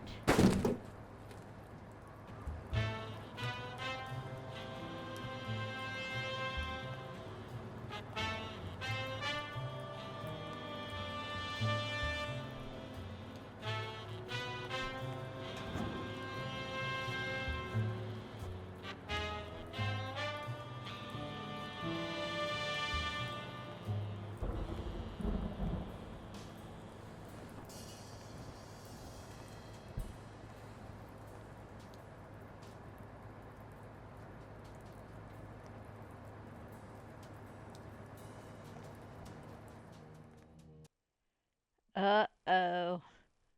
I don't like that one bit.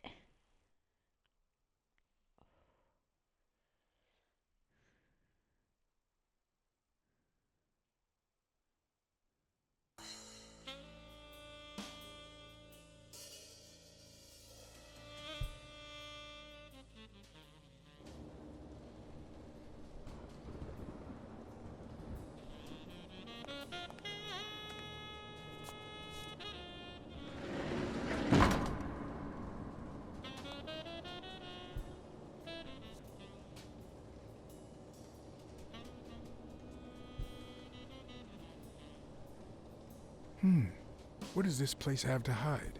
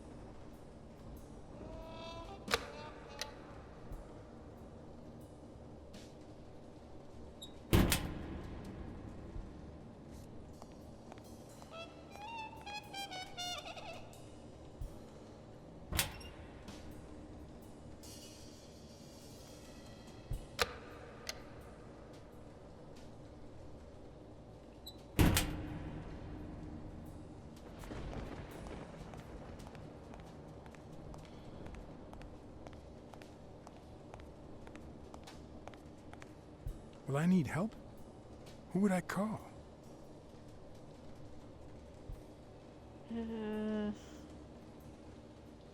No call right now.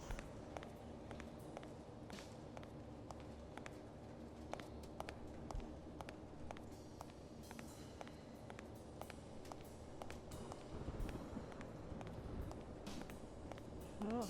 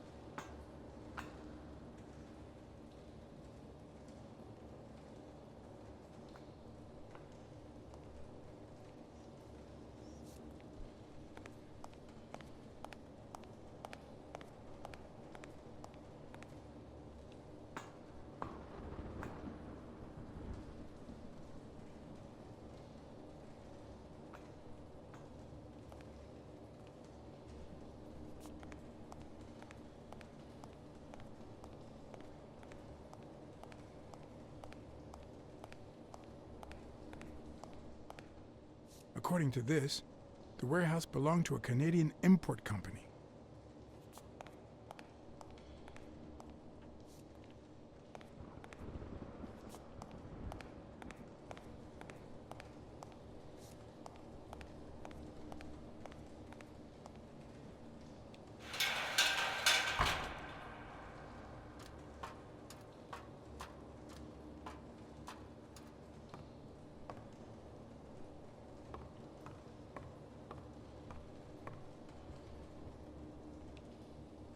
It could be an Ojibwa totem pole, in which case, the top animal would be a crane.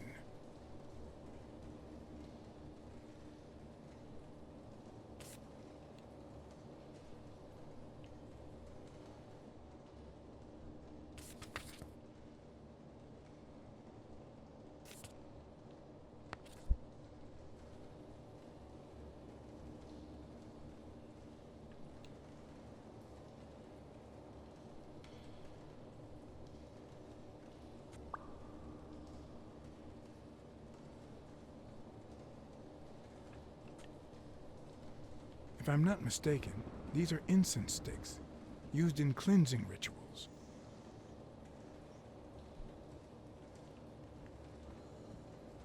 A dream catcher. It's supposed to protect children during the night, trapping all evil in its spider web.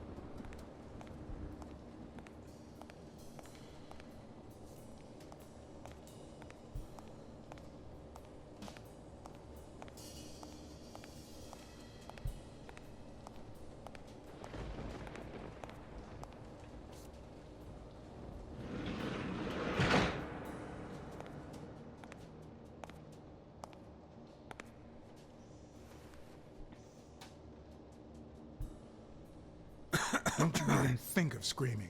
I might not even talk.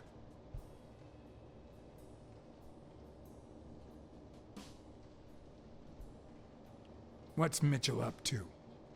Mitchell? What Mitchell?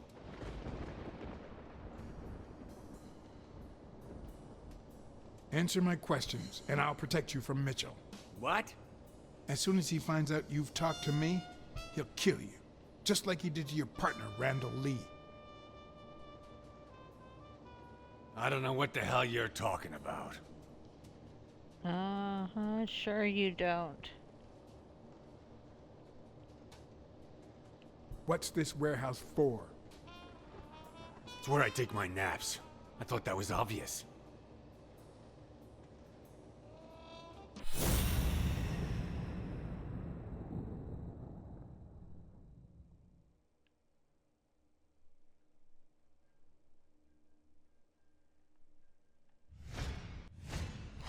It looks like an arrowhead.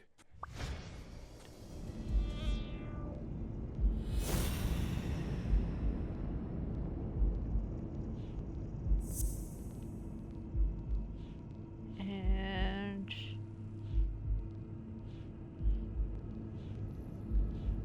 oh shoot. Okay. There we go. Everything seems to prove that Gil is a Native American, and I'm almost sure that the woman in the picture is his mother.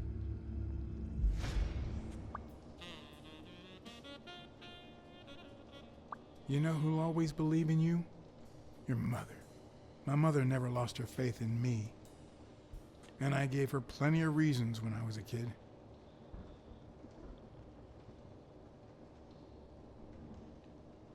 It all started with something as stupid as keeping the change when she sent me for groceries. Then I started stealing fruit from the street stands. And finally, I turned to pickpocketing. Somehow, my mother managed to keep me in school until I got into college. But I never gave her reasons to believe in me then either. My parents gave me a monthly allowance, which I spent mainly on poker games and the like. So after a year of college, I quit. Then Pearl Harbor happened. I got drafted and sent to Europe.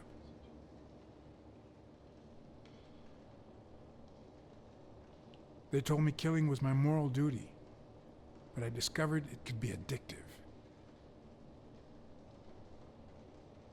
Not all victims were Nazis. But when I got back, I was treated like a pariah, a veteran outcast who never should have come back in the first place. And yet, my mother never ceased to...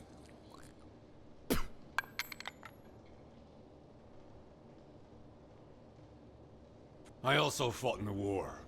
That's where I met Mitchell. They used me, like many of my people. I And then they didn't just think tossed that us would work. I aside. was just bullshitting my way.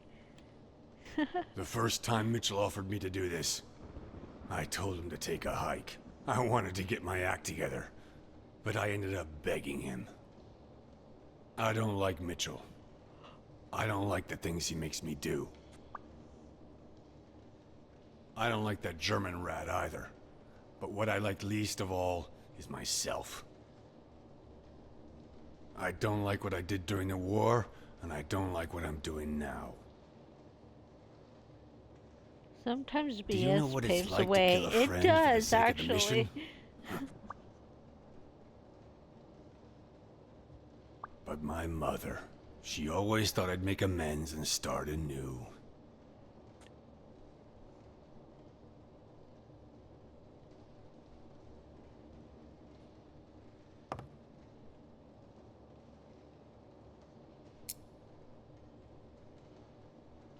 Maybe it's time I did just that. It's number 3. Alright, well, thank you very much. Ooh, we can do deduction.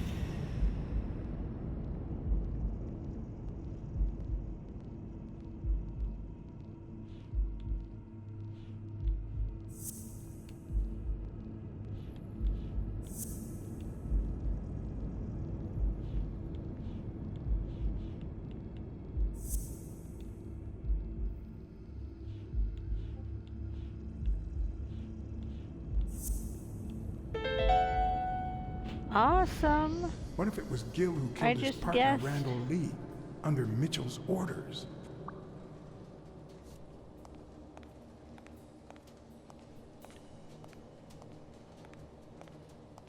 Oh, wait.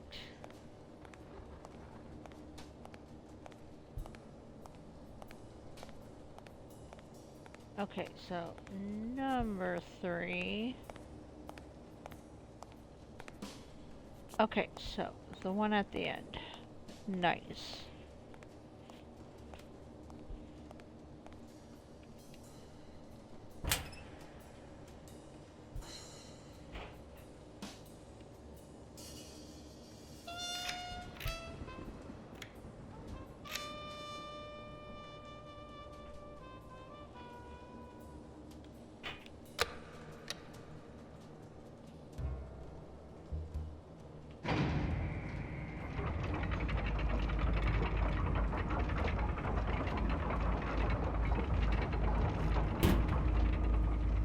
Uh-huh.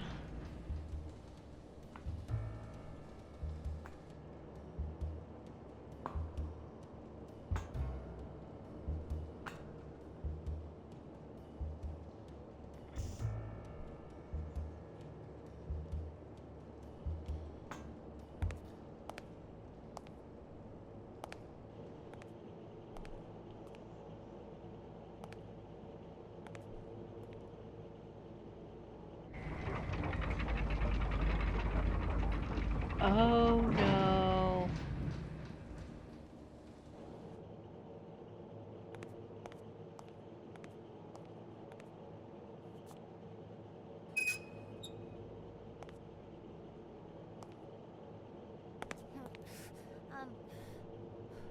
Oh no. Hey, it's all right. Don't be afraid, little girl.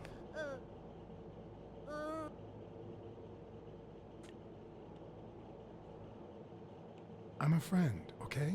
Vita, no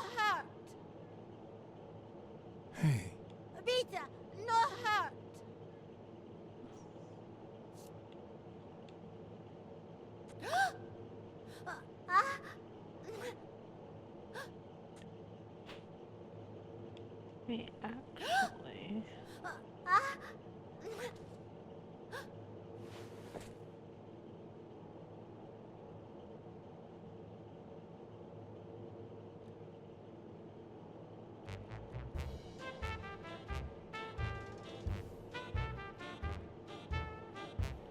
Oh, I totally forgot about her. Once This upon is a so time, sad. Once upon a time, there was a brave, seafaring little girl called... Brunhilda! Hi, my name is Brunhilde, and I'm very happy. said Brunhilde. And then Brunhilde, who had a beautiful name, Really beautiful. a really beautiful name, ran into someone very special. Oh, who was it? A sea cat called John. I'm a sea cat, my name is John. I'm John the cat. I really like sea cats. Hi, Brunhilde. I'm going to use my seafaring wisdom to help you. You're out of a cage, too. Nein, it's sad. You say silly things, John the cat. So what are you going to help me do?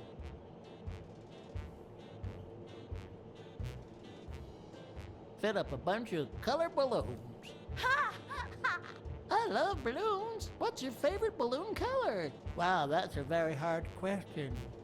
But John the cat, it's the easiest question in the world. Let me show you how easy it is. My favorite balloon color is pink.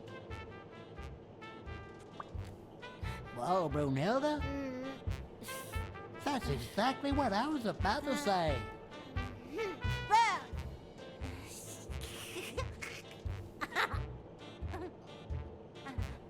Bird, John, Brunhilda, Fund.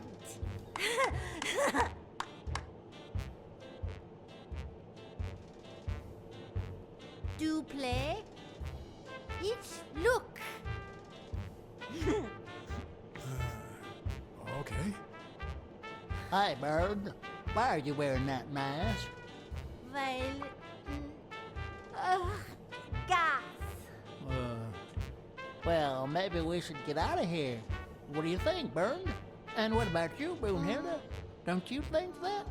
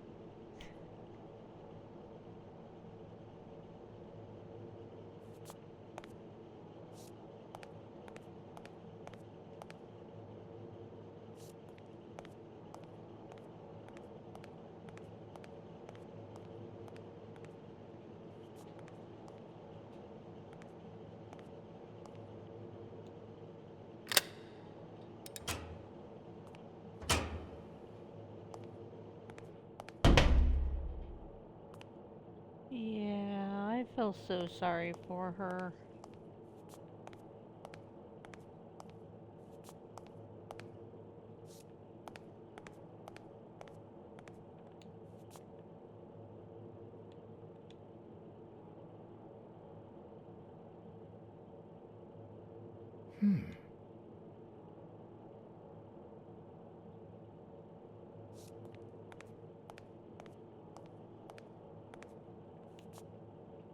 A list of names, somehow related to chemical agents?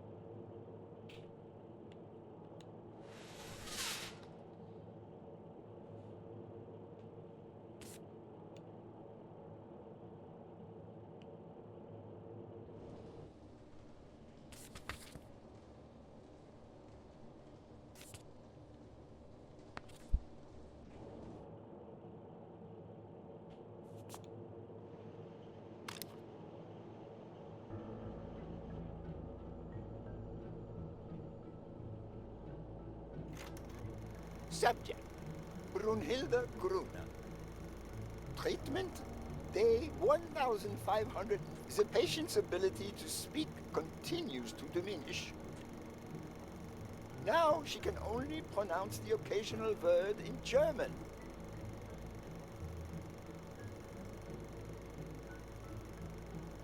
Tissue degeneration persists. And yet, perhaps due to drastic reduction of benzylprodine dosage and an increase of ibupropion, we have observed a 3% of deceleration of said degeneration. Furthermore, and perhaps this is the best finding so far, the subject exhibits a mild recovery of her speaking. It's not a lot, and yet we are on the right track. All hope is not lost.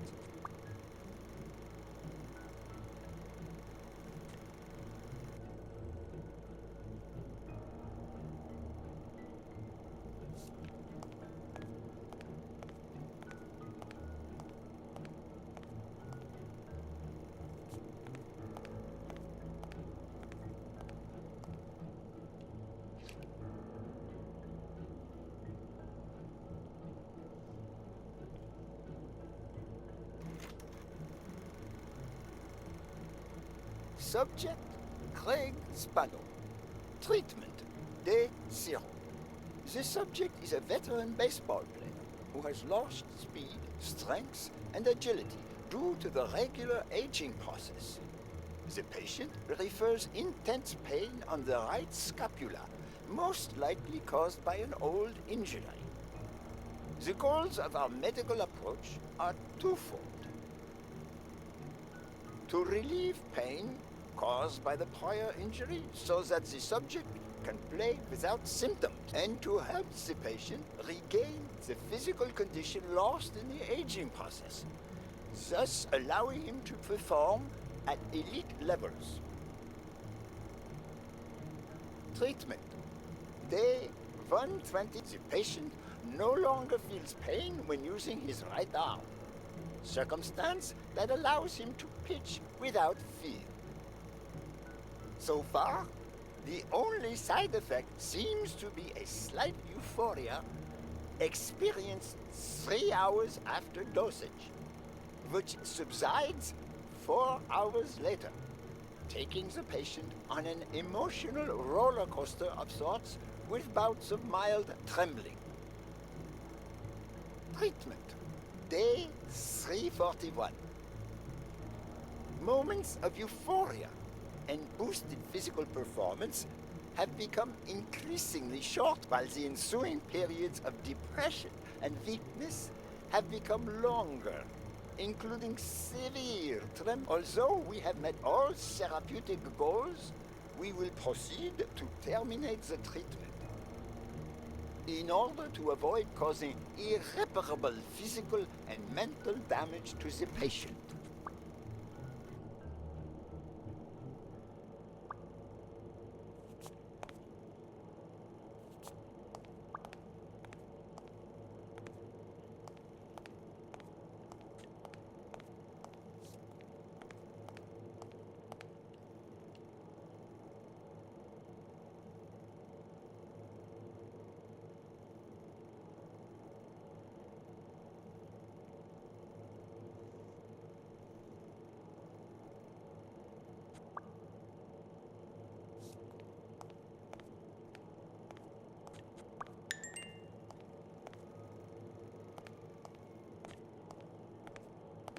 Okay, so is that all I need? I think so. Okay. It's all connected. It is, for sure. Ooh. Okay. I thought that was another clue. It's kind of disappointing.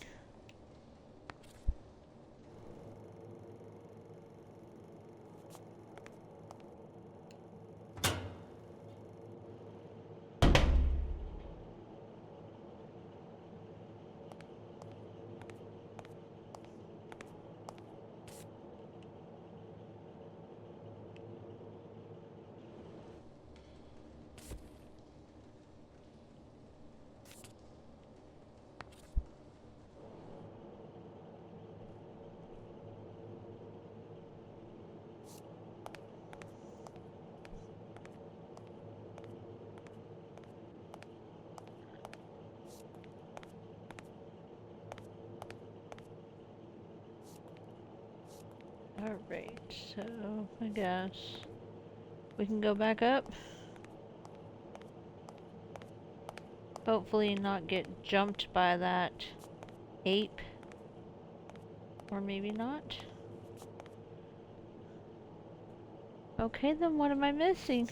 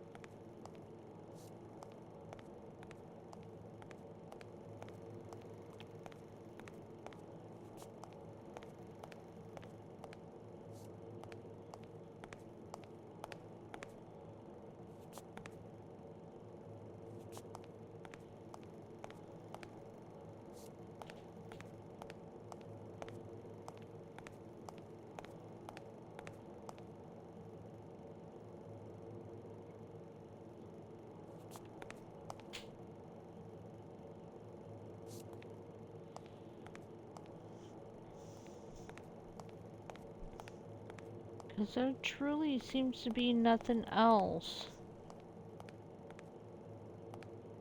that I see.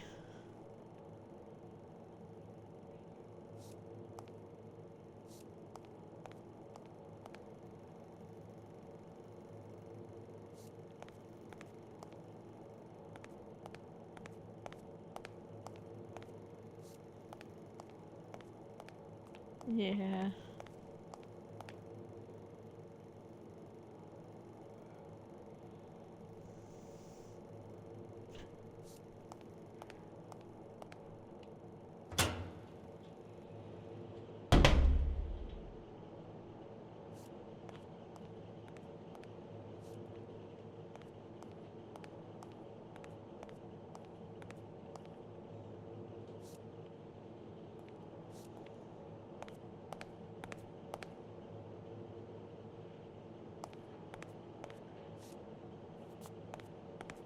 Okay, I don't even know.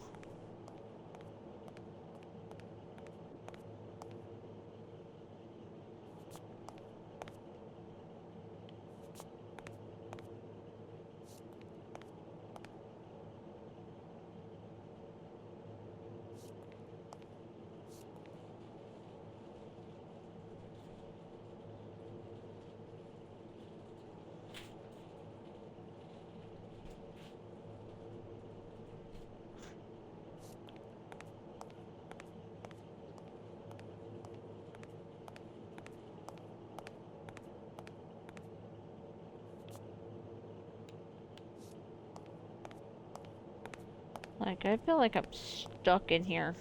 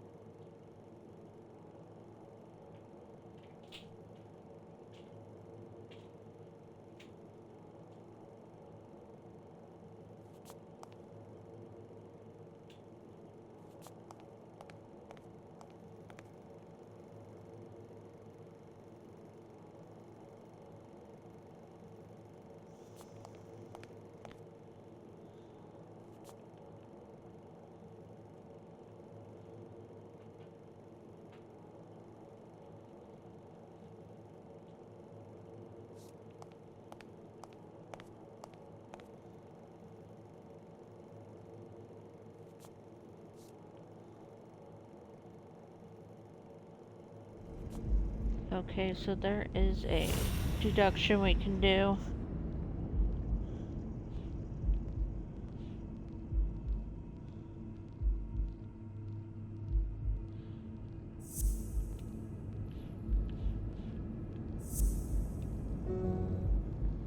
Okay, so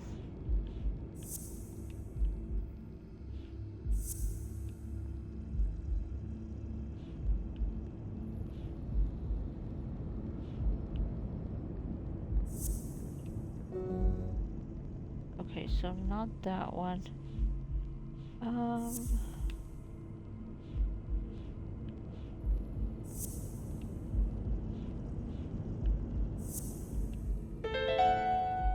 There we go. Mitchell is cashing in by selling drugs to enhance athletes' performances.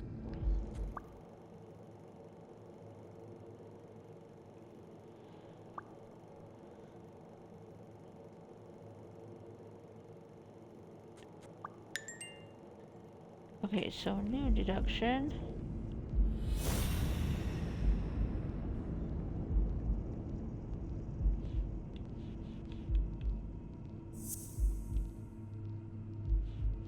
And then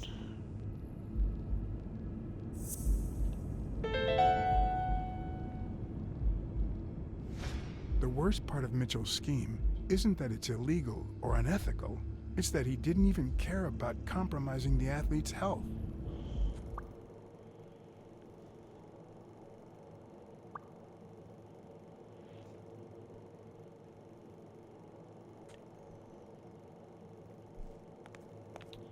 okay, so I think hopefully we can leave now.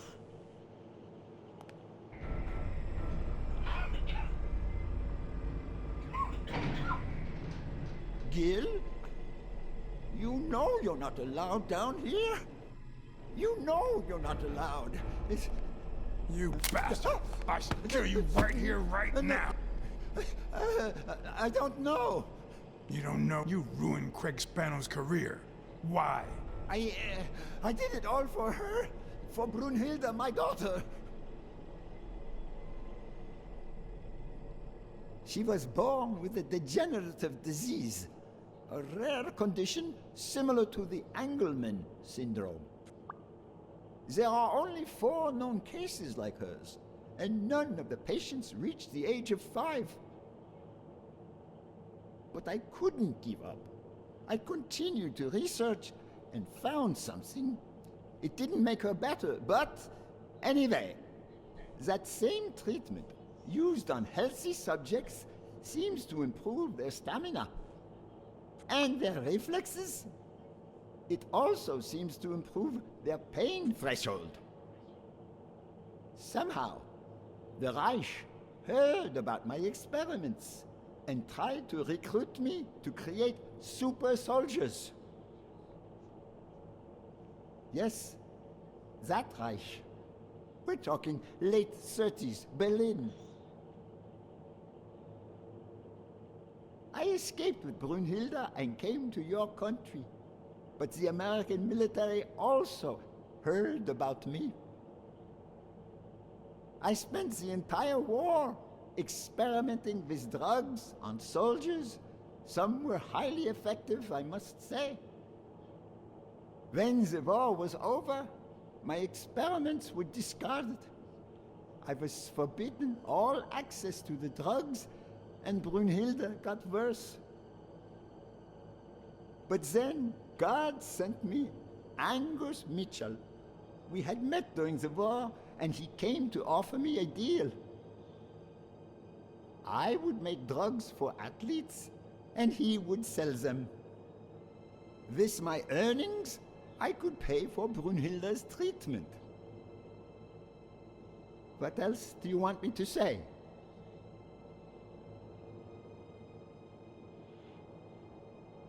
I noticed Yale's name appears twice on your list of athletes. One mention was crossed out. Why? I don't know. A couple of months ago, Mitchell told me to prepare pills suited to his profile. But a week ago, he told me to stop. And then 2 days ago, he asked me to make them again. About those pills.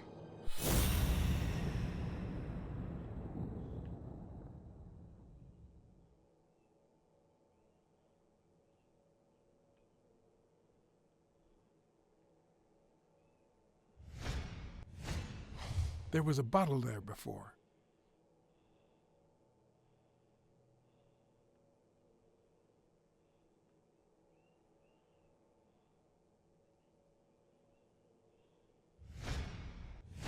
What is he looking at?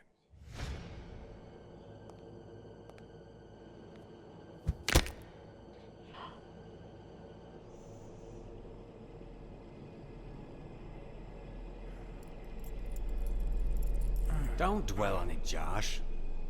You had to tell him the truth in order to protect Brunhilde. I would have done the same thing. Finish packing up your things and stop torturing yourself, okay? Thanks, Angus. I won't be long. Oh, honey. You like living here? Yeah, How me many too. times are we gonna get knocked But out? we have to go somewhere else, and it's all that bad cat's fault. According to the achievement Yes, I got, sweetie. that was my We're 6th. going to a new home now. A prettier one. And you'll be happier there. Now go with Papa, honey. Give him a kiss. Go on. Give him a kiss. Go on.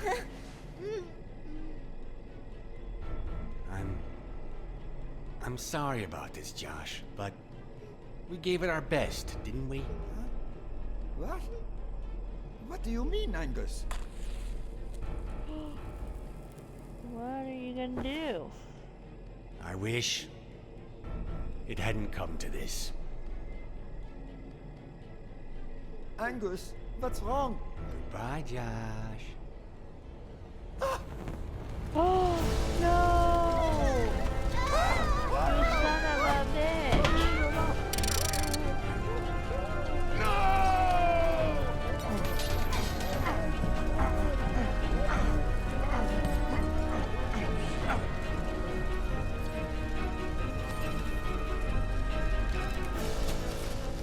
I hope you're happy, you son of a bitch. They were good people.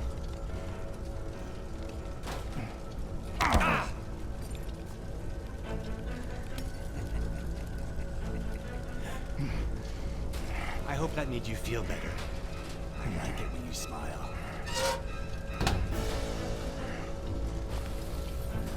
You're so far from the truth. What the?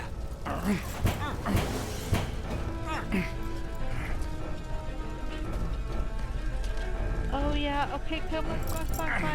Aha! I hate this lizard so much.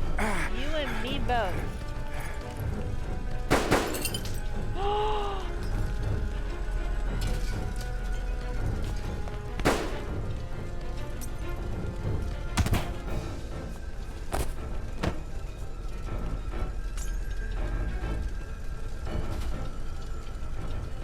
Okay, The mask would buy me a bit of extra time. The question was, how much?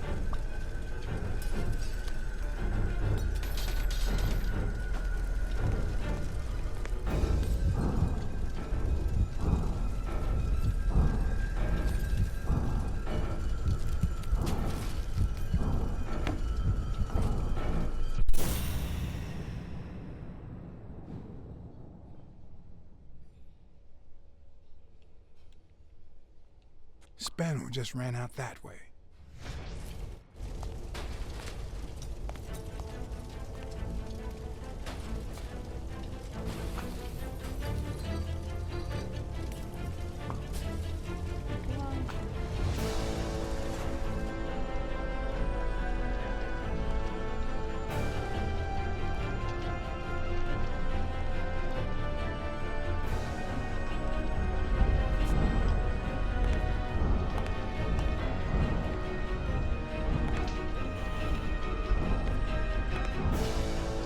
The mask was barely working. I needed fresh air.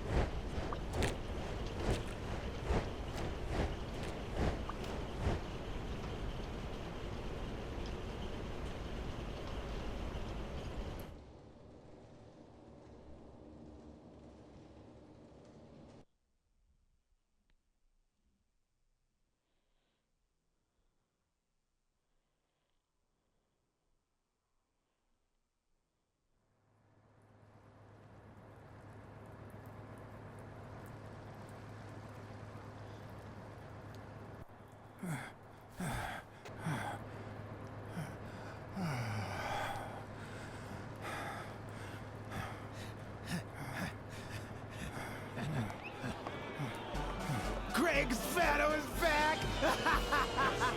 Did you miss me? Who wants to see a home run?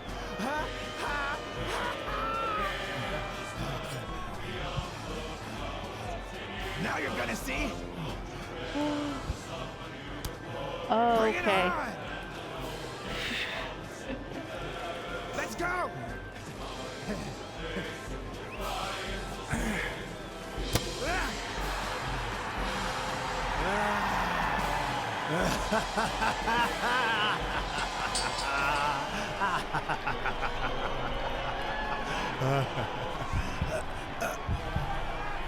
Oh no.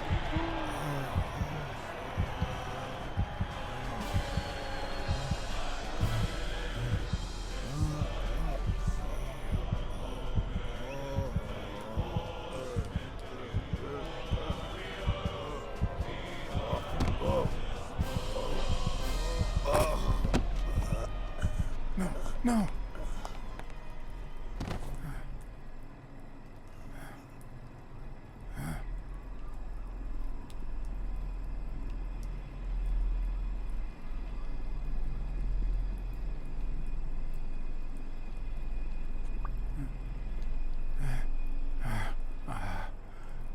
Oh man.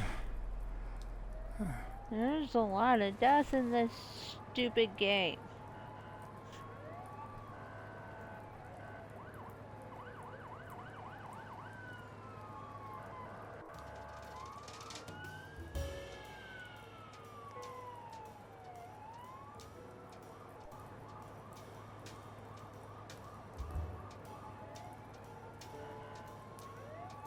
Don't torture yourself. You did everything you could.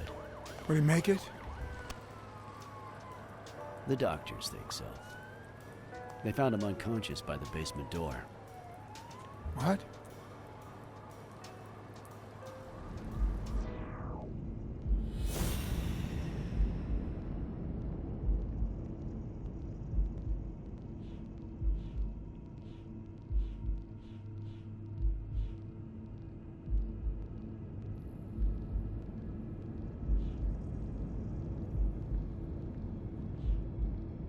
Okay, so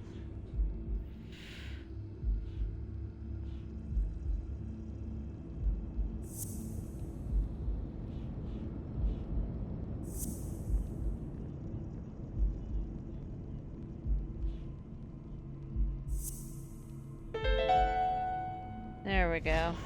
Could Gil have blocked the basement door from the outside to kill Mitchell? You think? That's a serious accusation. Are you sure, or is this just a theory of yours?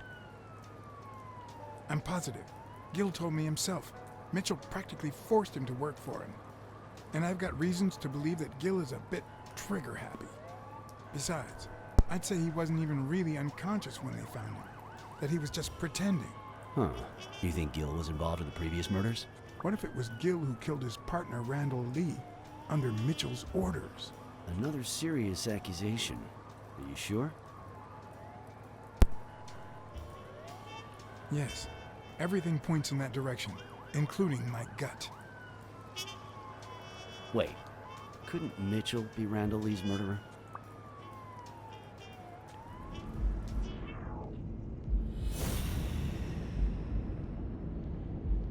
Okay, so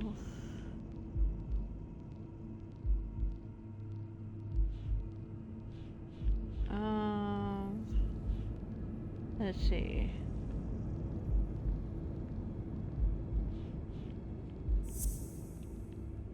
And then... There we go. So he misses with 2 shots at point-blank range, and then he hits a guy smack in the forehead from across the street? No. Mitchell is not the sniper who wiped out Randall Lee. Yeah, I guess you're right. But we still don't know what caused Craig Spano's death.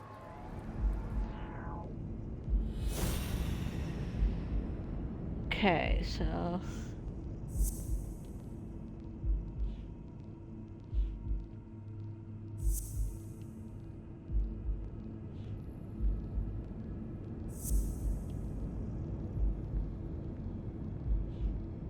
And,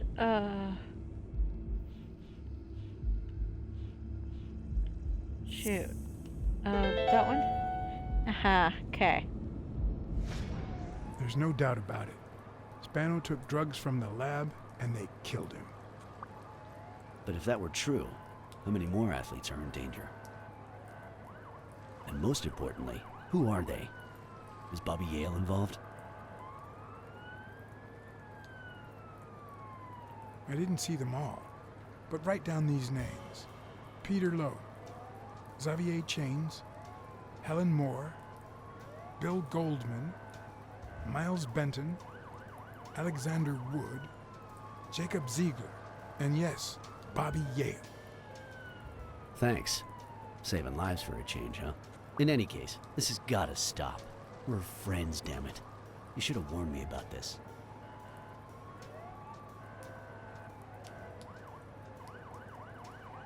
I should have let you know. I'm sorry. Hey, John. Surprise. It could have given a tip to a friend, don't you think? Seriously, Or is that only the Weekly? case when I helped you?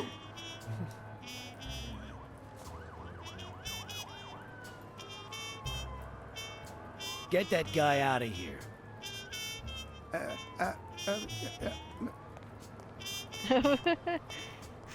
You better move it. All right. Let's get this over with.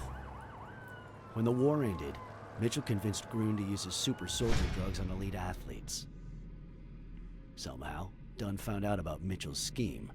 So when Mitchell heard that Dunn was onto him, he ordered Randall Lee to kill him and frame Yale for the murder. Then, he made Randall search Dunn's house and the gym for any incriminating evidence he might have had against him. The poor cleaning lady died almost by chance. When you stuck your nose in the case, he tried to scare you by sending his thugs to give you a beating. And when that didn't work, he asked Randall Lee to finish you off on the gym rooftop. But Randall not only failed, he got captured. So Mitchell ordered Gil to put a bullet through his head, which only made Gil upset. You kept getting closer and closer to the point of discovering his headquarters. When Mitchell realized he was cornered, he burned his bridges by setting the lab on fire, along with Dr. Grun and his daughter. Gil saw the opportunity to get back at really Mitchell, pisses me so off he blocked still. the only exit so that he would also die in the fire. Did I leave any loose ends? Just a few. But don't worry about it. I'll take care of them now. So I guess thanks for everything.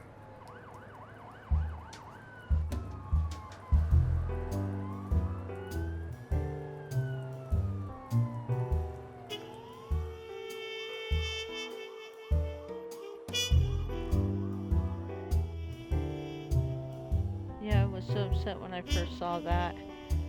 I can imagine.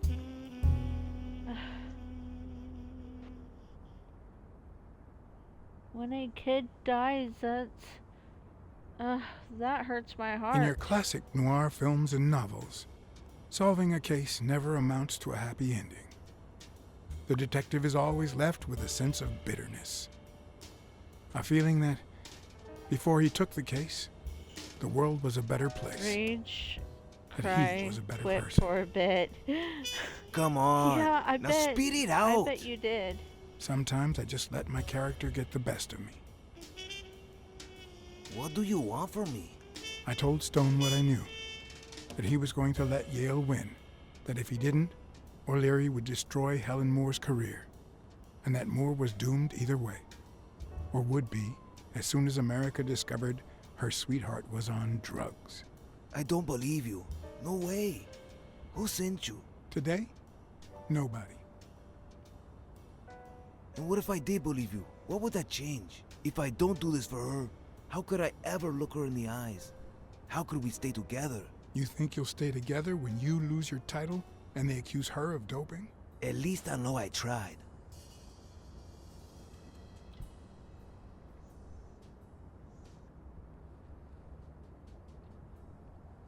O'Leary's world is long gone. Now TV rules the roost. Sporting scandals and rigged fights can only reduce their credibility, not to mention their ratings. If you take a dive and word gets out, you lose much more than just a fight. Is it all about being professional to you?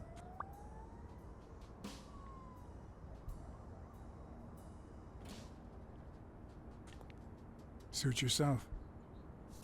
But trust me, your manager is a murderer. Get as far away from him as possible. Hey, Blacksad. I'll think about it.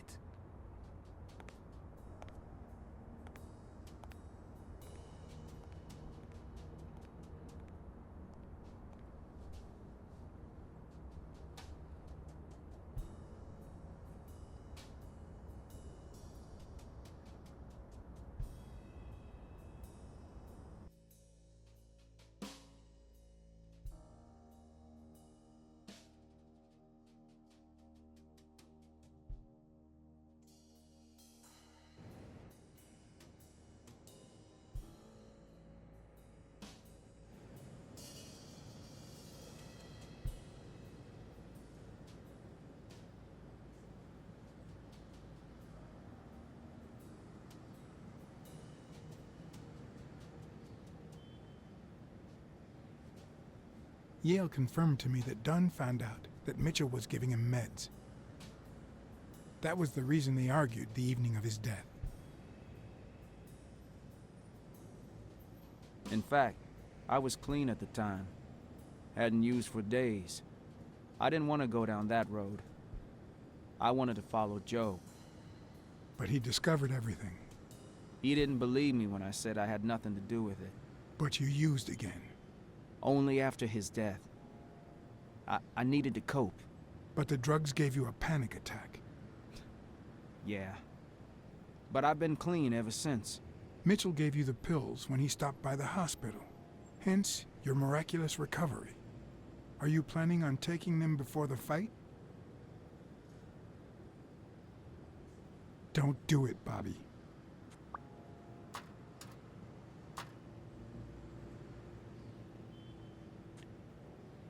Someone has to save the gym. I owe it to Joe, and Sonia, and my Aunt Mary.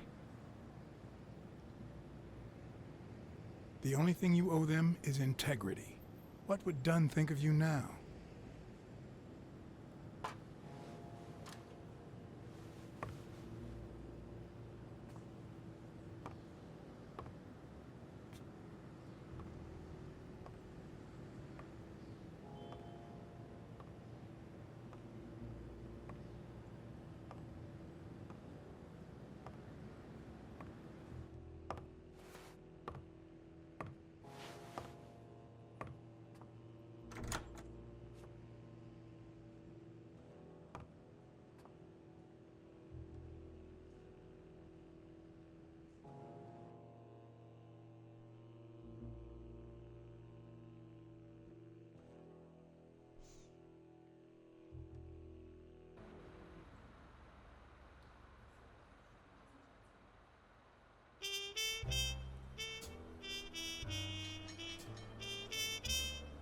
Stone and Yale hadn't taken away the bitterness I felt.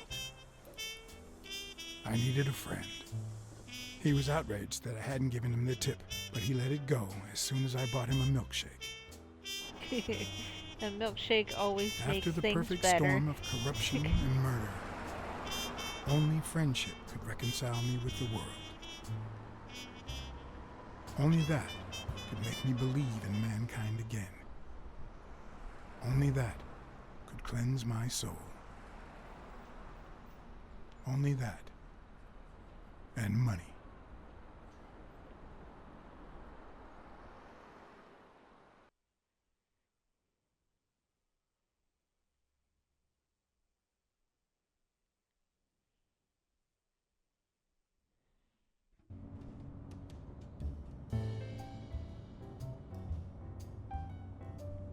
In your standard noir novel, Yale and Stone would be punished for breaking the rules.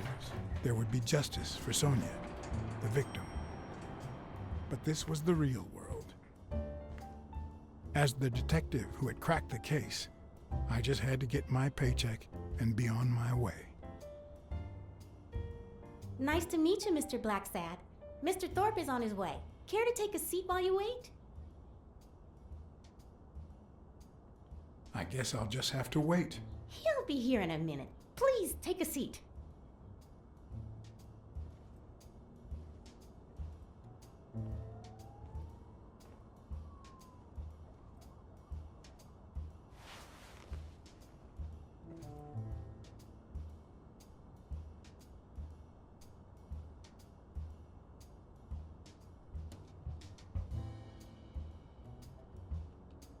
No matter how many curveballs destiny throws his way, he always manages to land on his feet. When he was a rising sports talent, the war put an end to his career, so he became a war hero. After the war, he didn't end up like Gil or like me. He became an elite athlete, a Hall of Fame football star. When an accident left him in a wheelchair, he went on to succeed in advertising.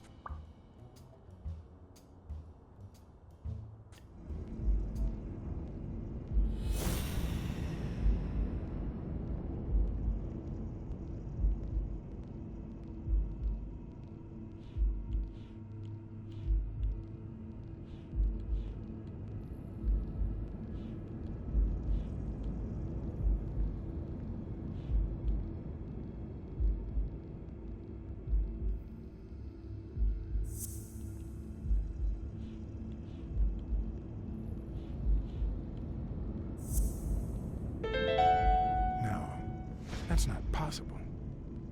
But what if Tim Thorpe was somehow involved in Mitchell's operation?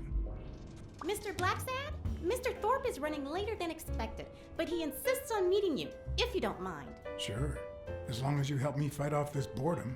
That's not in my job description, but...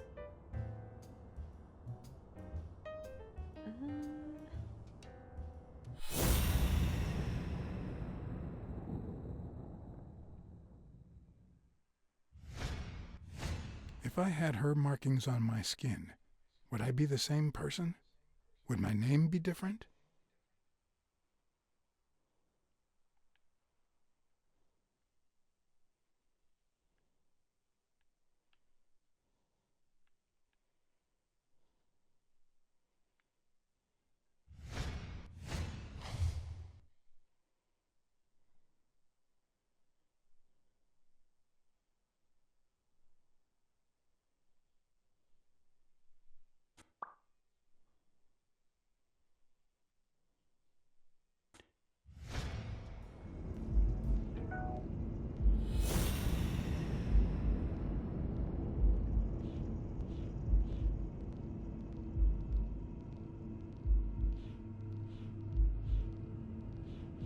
Okay. So let's go with that one, and then that one. If my hunch is right, there Dun, should be a dun, meeting dun. with Mitchell noted somewhere in Thorpe's agenda.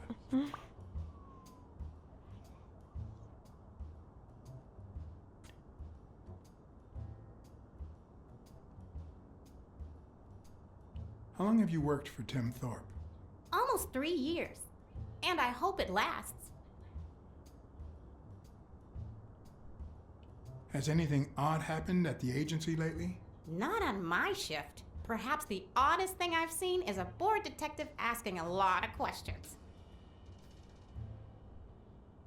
Did he tell you how long it will take him to get here? They just left Delano's, so about 30 minutes? It depends on the traffic. I'm sorry for the inconvenience. Well, you see, I've got a problem. In order to figure out how much Mr. Thorpe owes me, I need to know what day I started working on the case. But I can't remember. You wouldn't have that written down, would you? It sure wasn't on my shift. I'd remember. Let me see.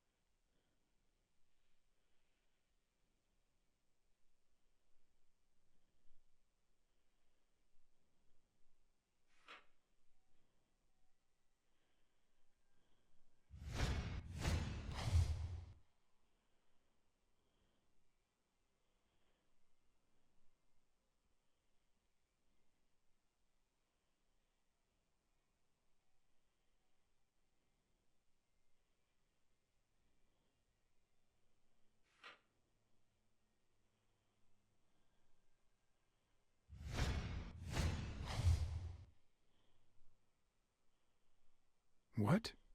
Dunn was here 2 days before he died? Why didn't Thorpe ever mention that? I'm sorry, but your name's not on here. Wait, I just remembered something. The day I came, Joe Dunn had just walked out the door. Well, no. You don't have any appointments. Although, I guess I could have forgotten to write you in. Mr. Dunn, who's usually very kind, left in a flurry. He even slammed Mr. Thorpe's door. Okay. Now I know I have to get into Thorpe's office. And he didn't even say goodbye. Yes, that was the day. You don't recall me because the minute I saw Dunn stomp out, I followed him. I never actually came in. Of course. That explains it. No doubt. So, since it looks like Mr. Thorpe won't be here soon, I think I'll go take a walk down the hall. Gotta stay in shape.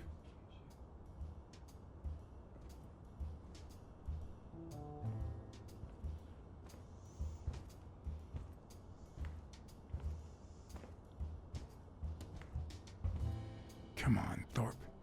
Tell me there's a back door to your office.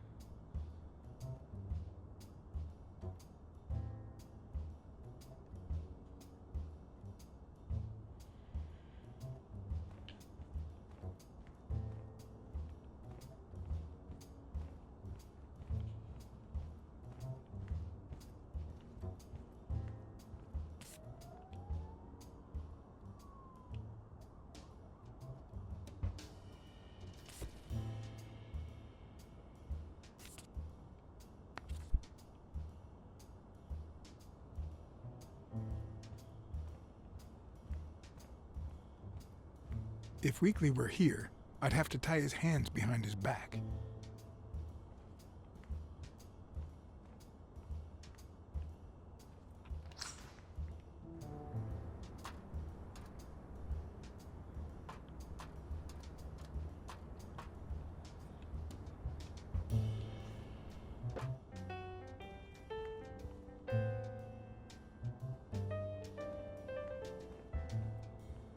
In my experience, when something looks really good, it ends up smelling really bad.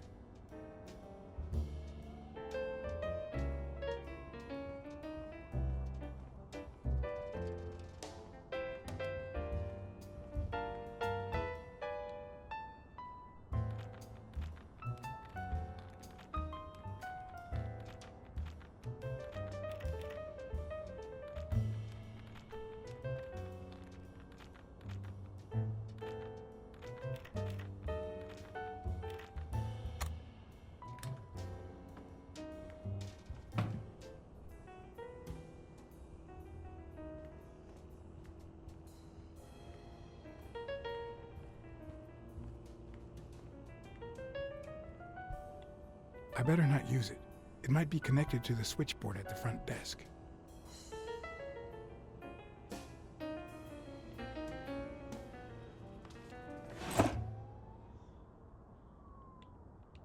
Oh, crap.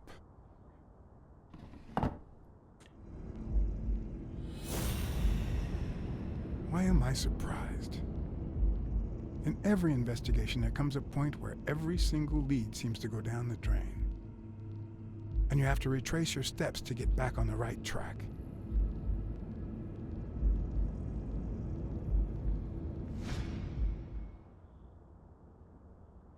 It's a bit strange to see no office chair behind Boss? a desk Huh. until you remember the Yeah, desk's that owner is a little in a wheelchair. suspicious.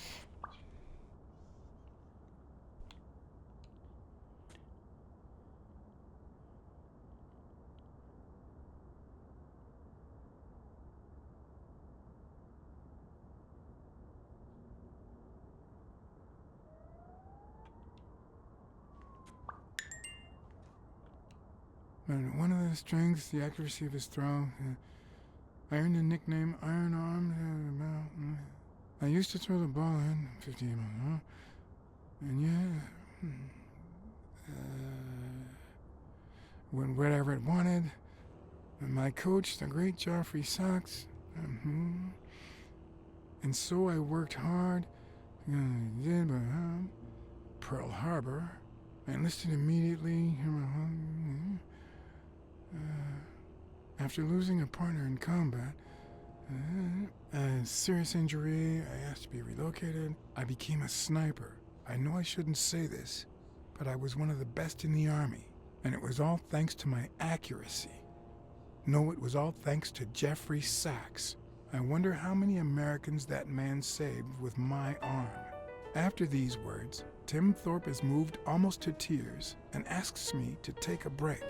It's shocking to see how an athlete and soldier, a man whose aim and skill won him a Medal of Honor and the nickname Surgeon among his brothers in arms. That can't be.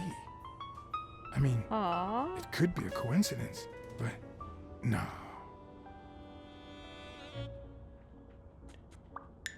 Interesting.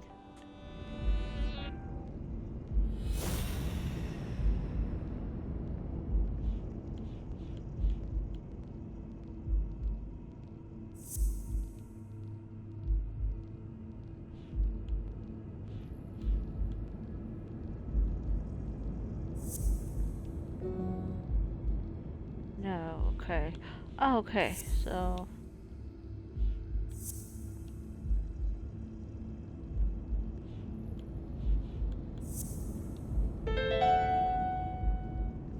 interesting. What if Groon's drugs helped Thorpe walk?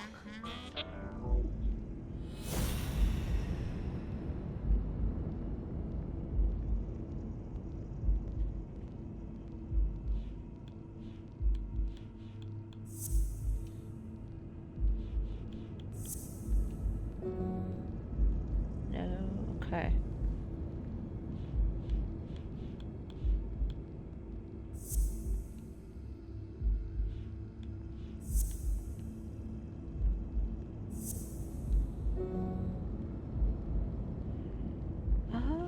Okay, so let's do that one.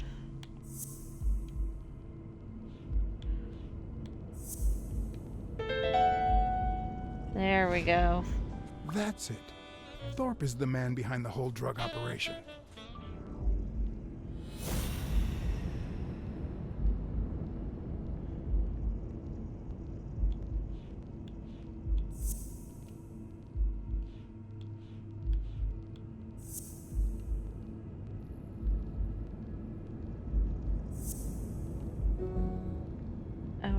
okay, so um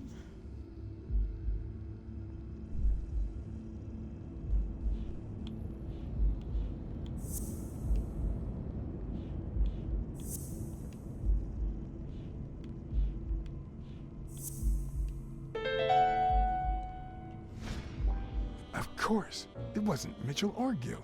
It was Thorpe who shot Randall at the hospital. Everything adds up now.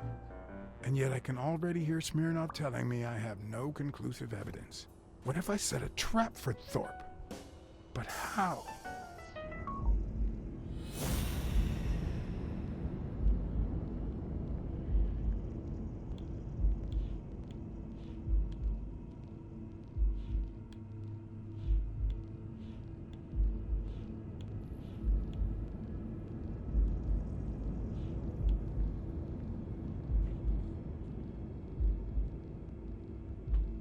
okay.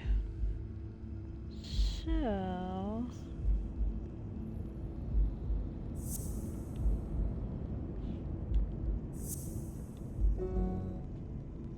no, not that one. Okay.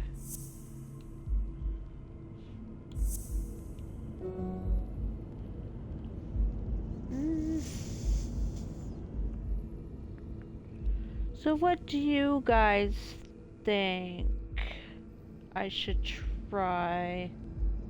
'Cause I am not sure.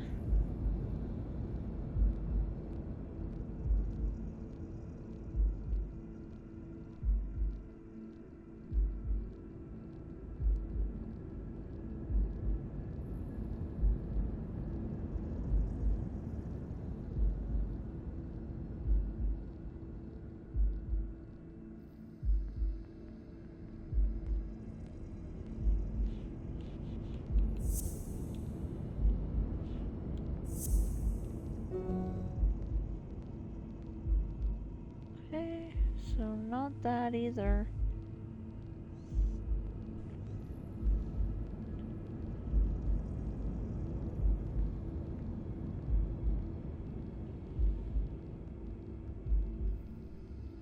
I'm actually not sure. Yeah, like, none of these make sense. Um, but yeah.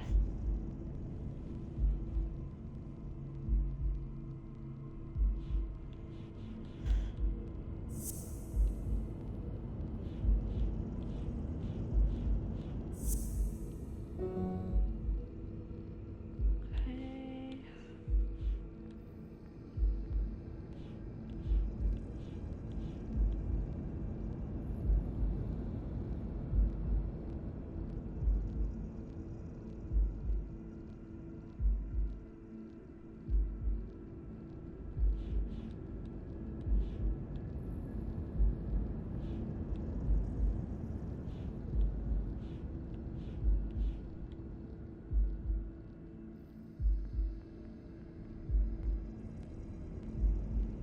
I'm actually gonna look it up real quick, so bear with me.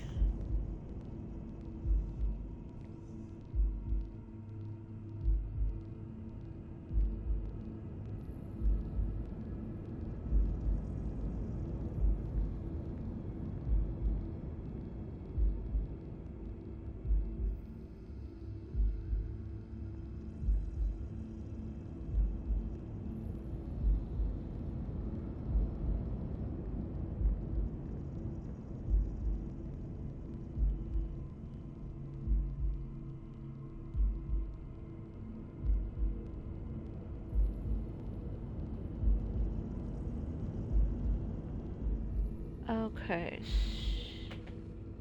so none of those. Okay, so I can't use that yet, so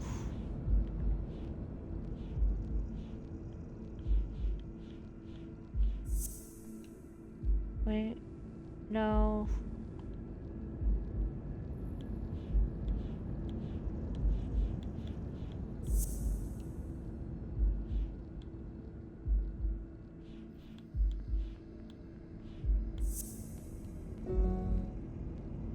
Okay.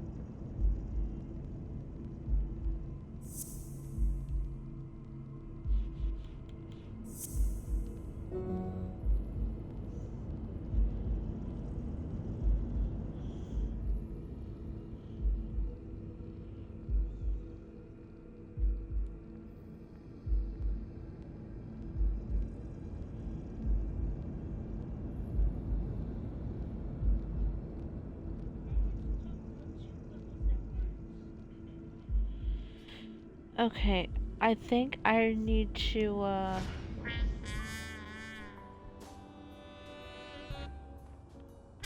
okay. Examine that gun. Of course.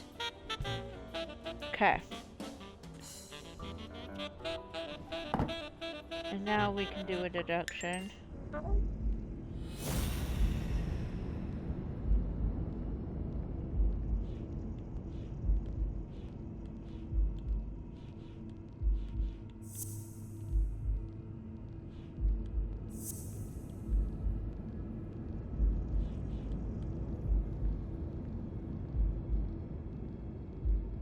And, oh shoot.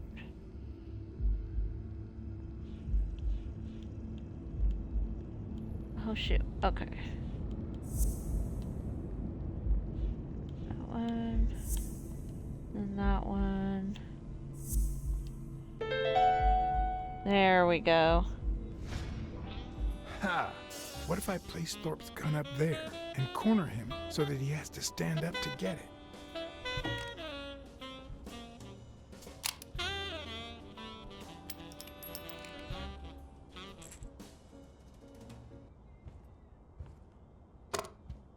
The show was about to begin.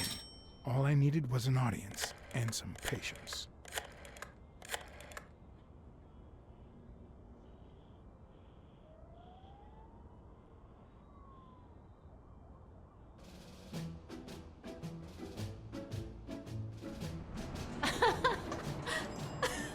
Stop it!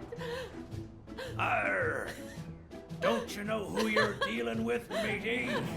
What a silly man. Mutiny! You wants to be shark bait, do ya? Oh, Blacksad. I feel terrible for keeping you waiting. John. But you see, there was mutiny on board, so... Stop. See what I have to put up with. All right, helmswoman, to the cabin with you! Onward! Aye, aye, Captain. Come along, Blacksad. Julie, don't let anyone bother us.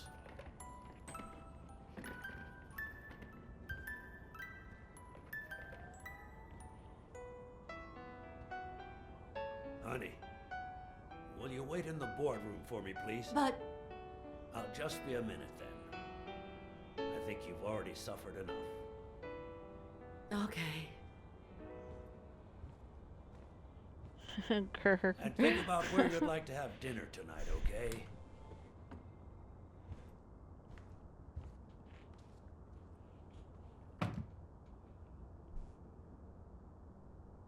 You see, I'm not gonna pay you for solving the case. Wow. I thought you were the kind of man who was true to his word. No, it's not that.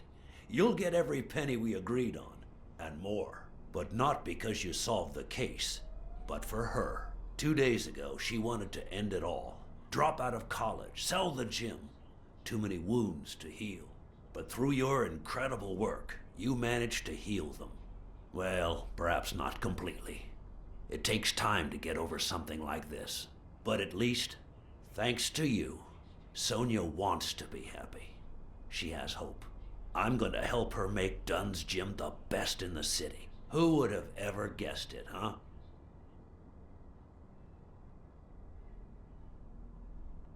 I'm happy for her. She's been through a lot, and honestly, I wasn't sure she'd make it. Well, she hasn't just yet. But she will in time. Anyway, back to the case. All those people you confronted.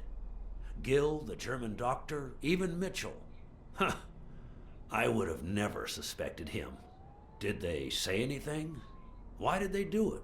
Did they mention any accomplices? They did mention a certain surgeon. Surgeon? Oh. You have any idea who that could be? I'm sure this comes as no surprise, but it was Angus Mitchell himself. In fact, you gave me the lead by telling me he was a doctor. Sure, yeah, sure. I'm glad I could help. Although, you see, besides my esteem for Joe and Sonia, this ordeal... really hits close to home.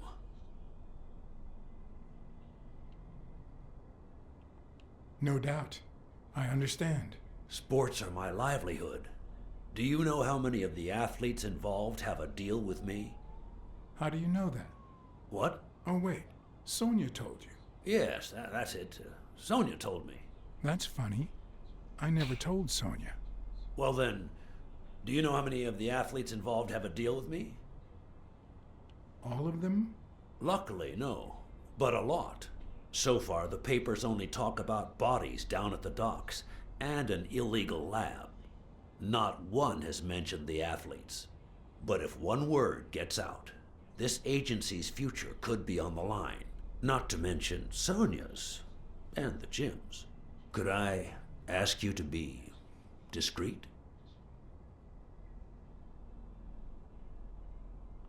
Sure. I'll be discreet.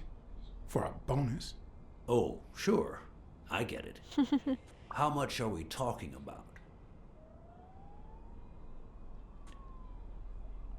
Twice the amount we agreed on. That seems fair enough. Anyway, that's it. Julie has your check. Don't forget to claim it. As for your bonus, I'll send it along soon. Don't worry about it. Thank you again, Blacksad. I don't know what state Sonia would be in if it weren't for you. I had to act, then and there, or let Thorpe get away with it. Excuse me for not standing. No, I won't excuse you. I know you could stand if you wanted to.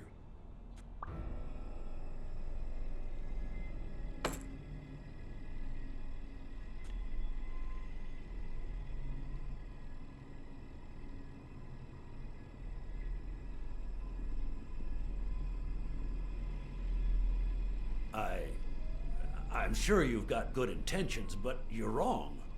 What makes you think that? I'm sure there's an explanation.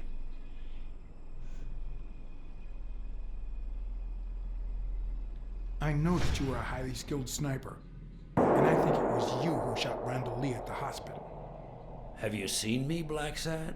How could I possibly do that?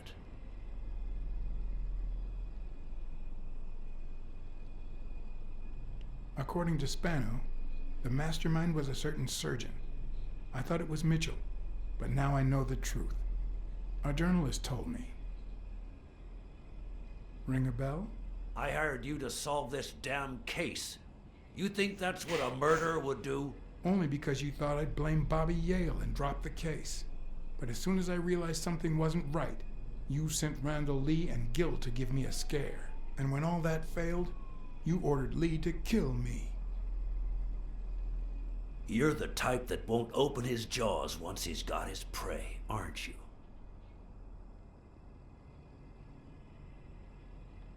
I think I've made that clear enough by now.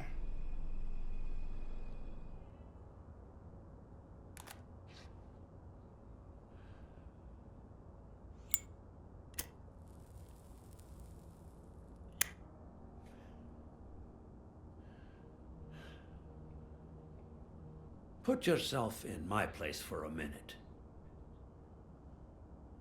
You're a promising football player who just got back from the war. He kind of missed but the you're ashtray. Still a nobody. The man you saved kindly opens his house to you. And that man is still undone by his wife's passing. He works all day at his gym, and he drinks himself to sleep at night. So you practically end up raising his daughter. You give her her very first abacus. You encourage her to further her education. You comfort her when she misses her mother and her father. They could have done Meanwhile, that animation a little your sporting bit career better. takes off. Life is good. Until one day, out of the blue, an accident cripples you. An old friend, Mitchell, tells you he knows someone who can help you. You can't hit that thing. A German doctor. His drugs take some time I to thought work, his aim but, was good. I guess they do not with wonders. cigars. You manage to walk for short bursts at a time, little by little. And those bursts keep getting longer. But the drugs aren't cheap at all. So you have to find a way to pay for them, don't you see?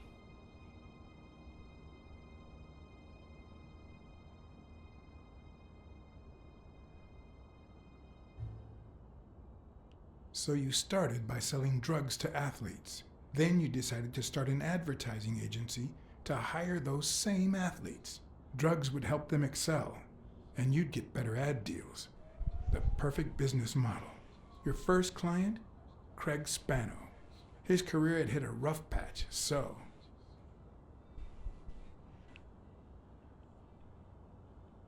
you decided to help him, to reboot his career. And yet, when the drugs started having serious side effects, you got rid of him. Afraid he would talk, you tried to kill him. That's why he hid. From then on, your business was smooth sailing. You even began to think you were above the law. You thought that you were untouchable.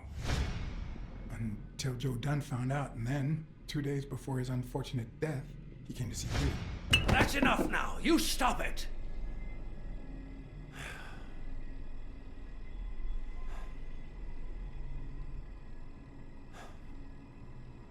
Now, I don't know if I'm above the law, but I am sure as hell not beneath it.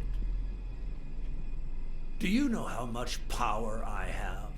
The kind of people I eat with every day? I could shoot you right now. Well, look at and that, nothing on would his happen feet. to me. With that gun you Right? keep in your drawer? I'm afraid not. I placed your pistol out of reach, just in case you happen to confirm my suspicions, Iron Arm. And now, if you'll excuse me, I have an appointment with the police. Now for real. I love the achievements you get in this game. They're so funny. I won't let anyone wreck my life again. Sonia and I, we deserve There's a no future. bullets in there. You can come in now, Smirnoff. Timothy Wilson Thorpe, drop your weapon. You're under arrest. You have the right to remain silent. Anything you say can and will be used against you in a court of law. You have the right to an attorney. If you cannot afford one, the state will provide one for you. Mr. Thorpe.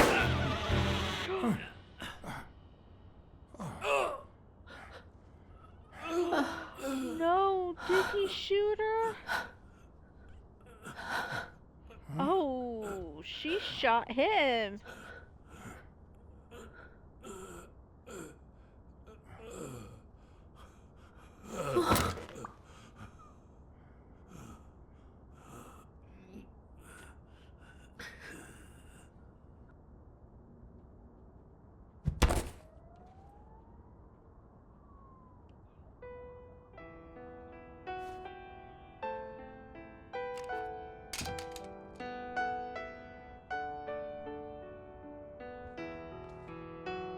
Sonia Dunn. You are under arrest for the death of Timothy Wilson Thorpe. You have the right to remain silent. Anything you say can and will be used against you in a court of law. Just shut up.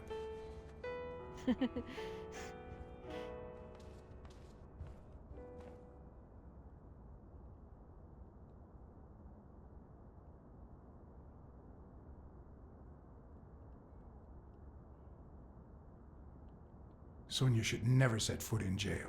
Blacksad, don't.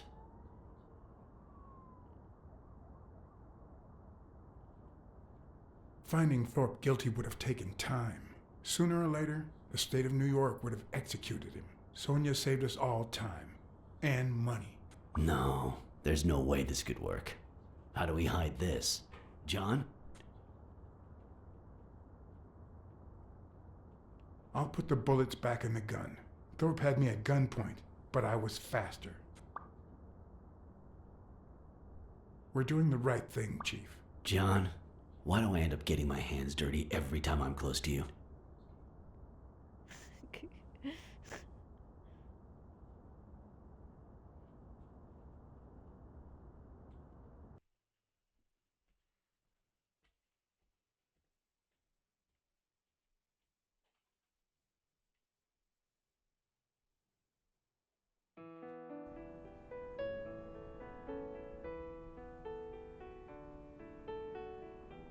Nice. I accidentally let Sonia get arrested. Nice work. Well, thank you very much. I couldn't let her go to jail. Especially after all she's been through.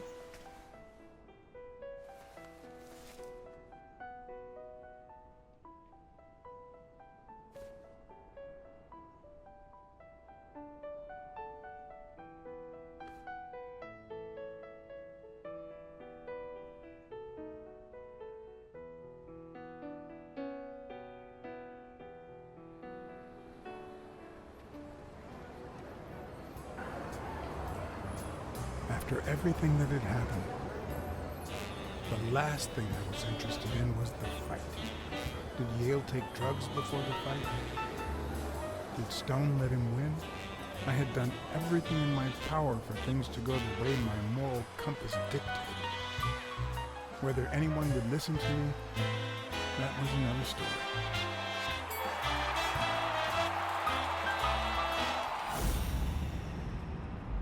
Because no matter what they tell us, our actions don't always determine our future. My moral compass. As if I even knew what that means.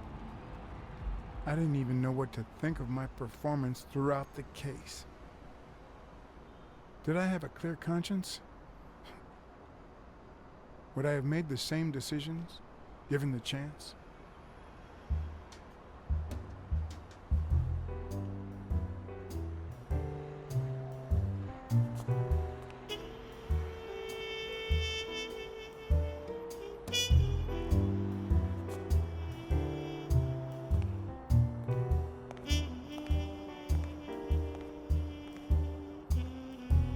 Congratulations, Detective. Well, thank you very much.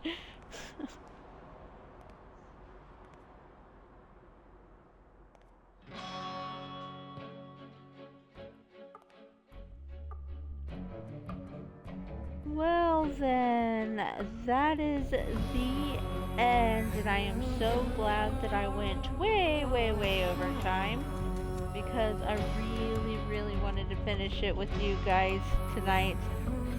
I absolutely do not know what I'm going to be playing Saturday. I will figure that out. And if you are in my Discord, I highly suggest that you are, because I will let you guys know what I'm going to be playing when I figure that out. Probably tomorrow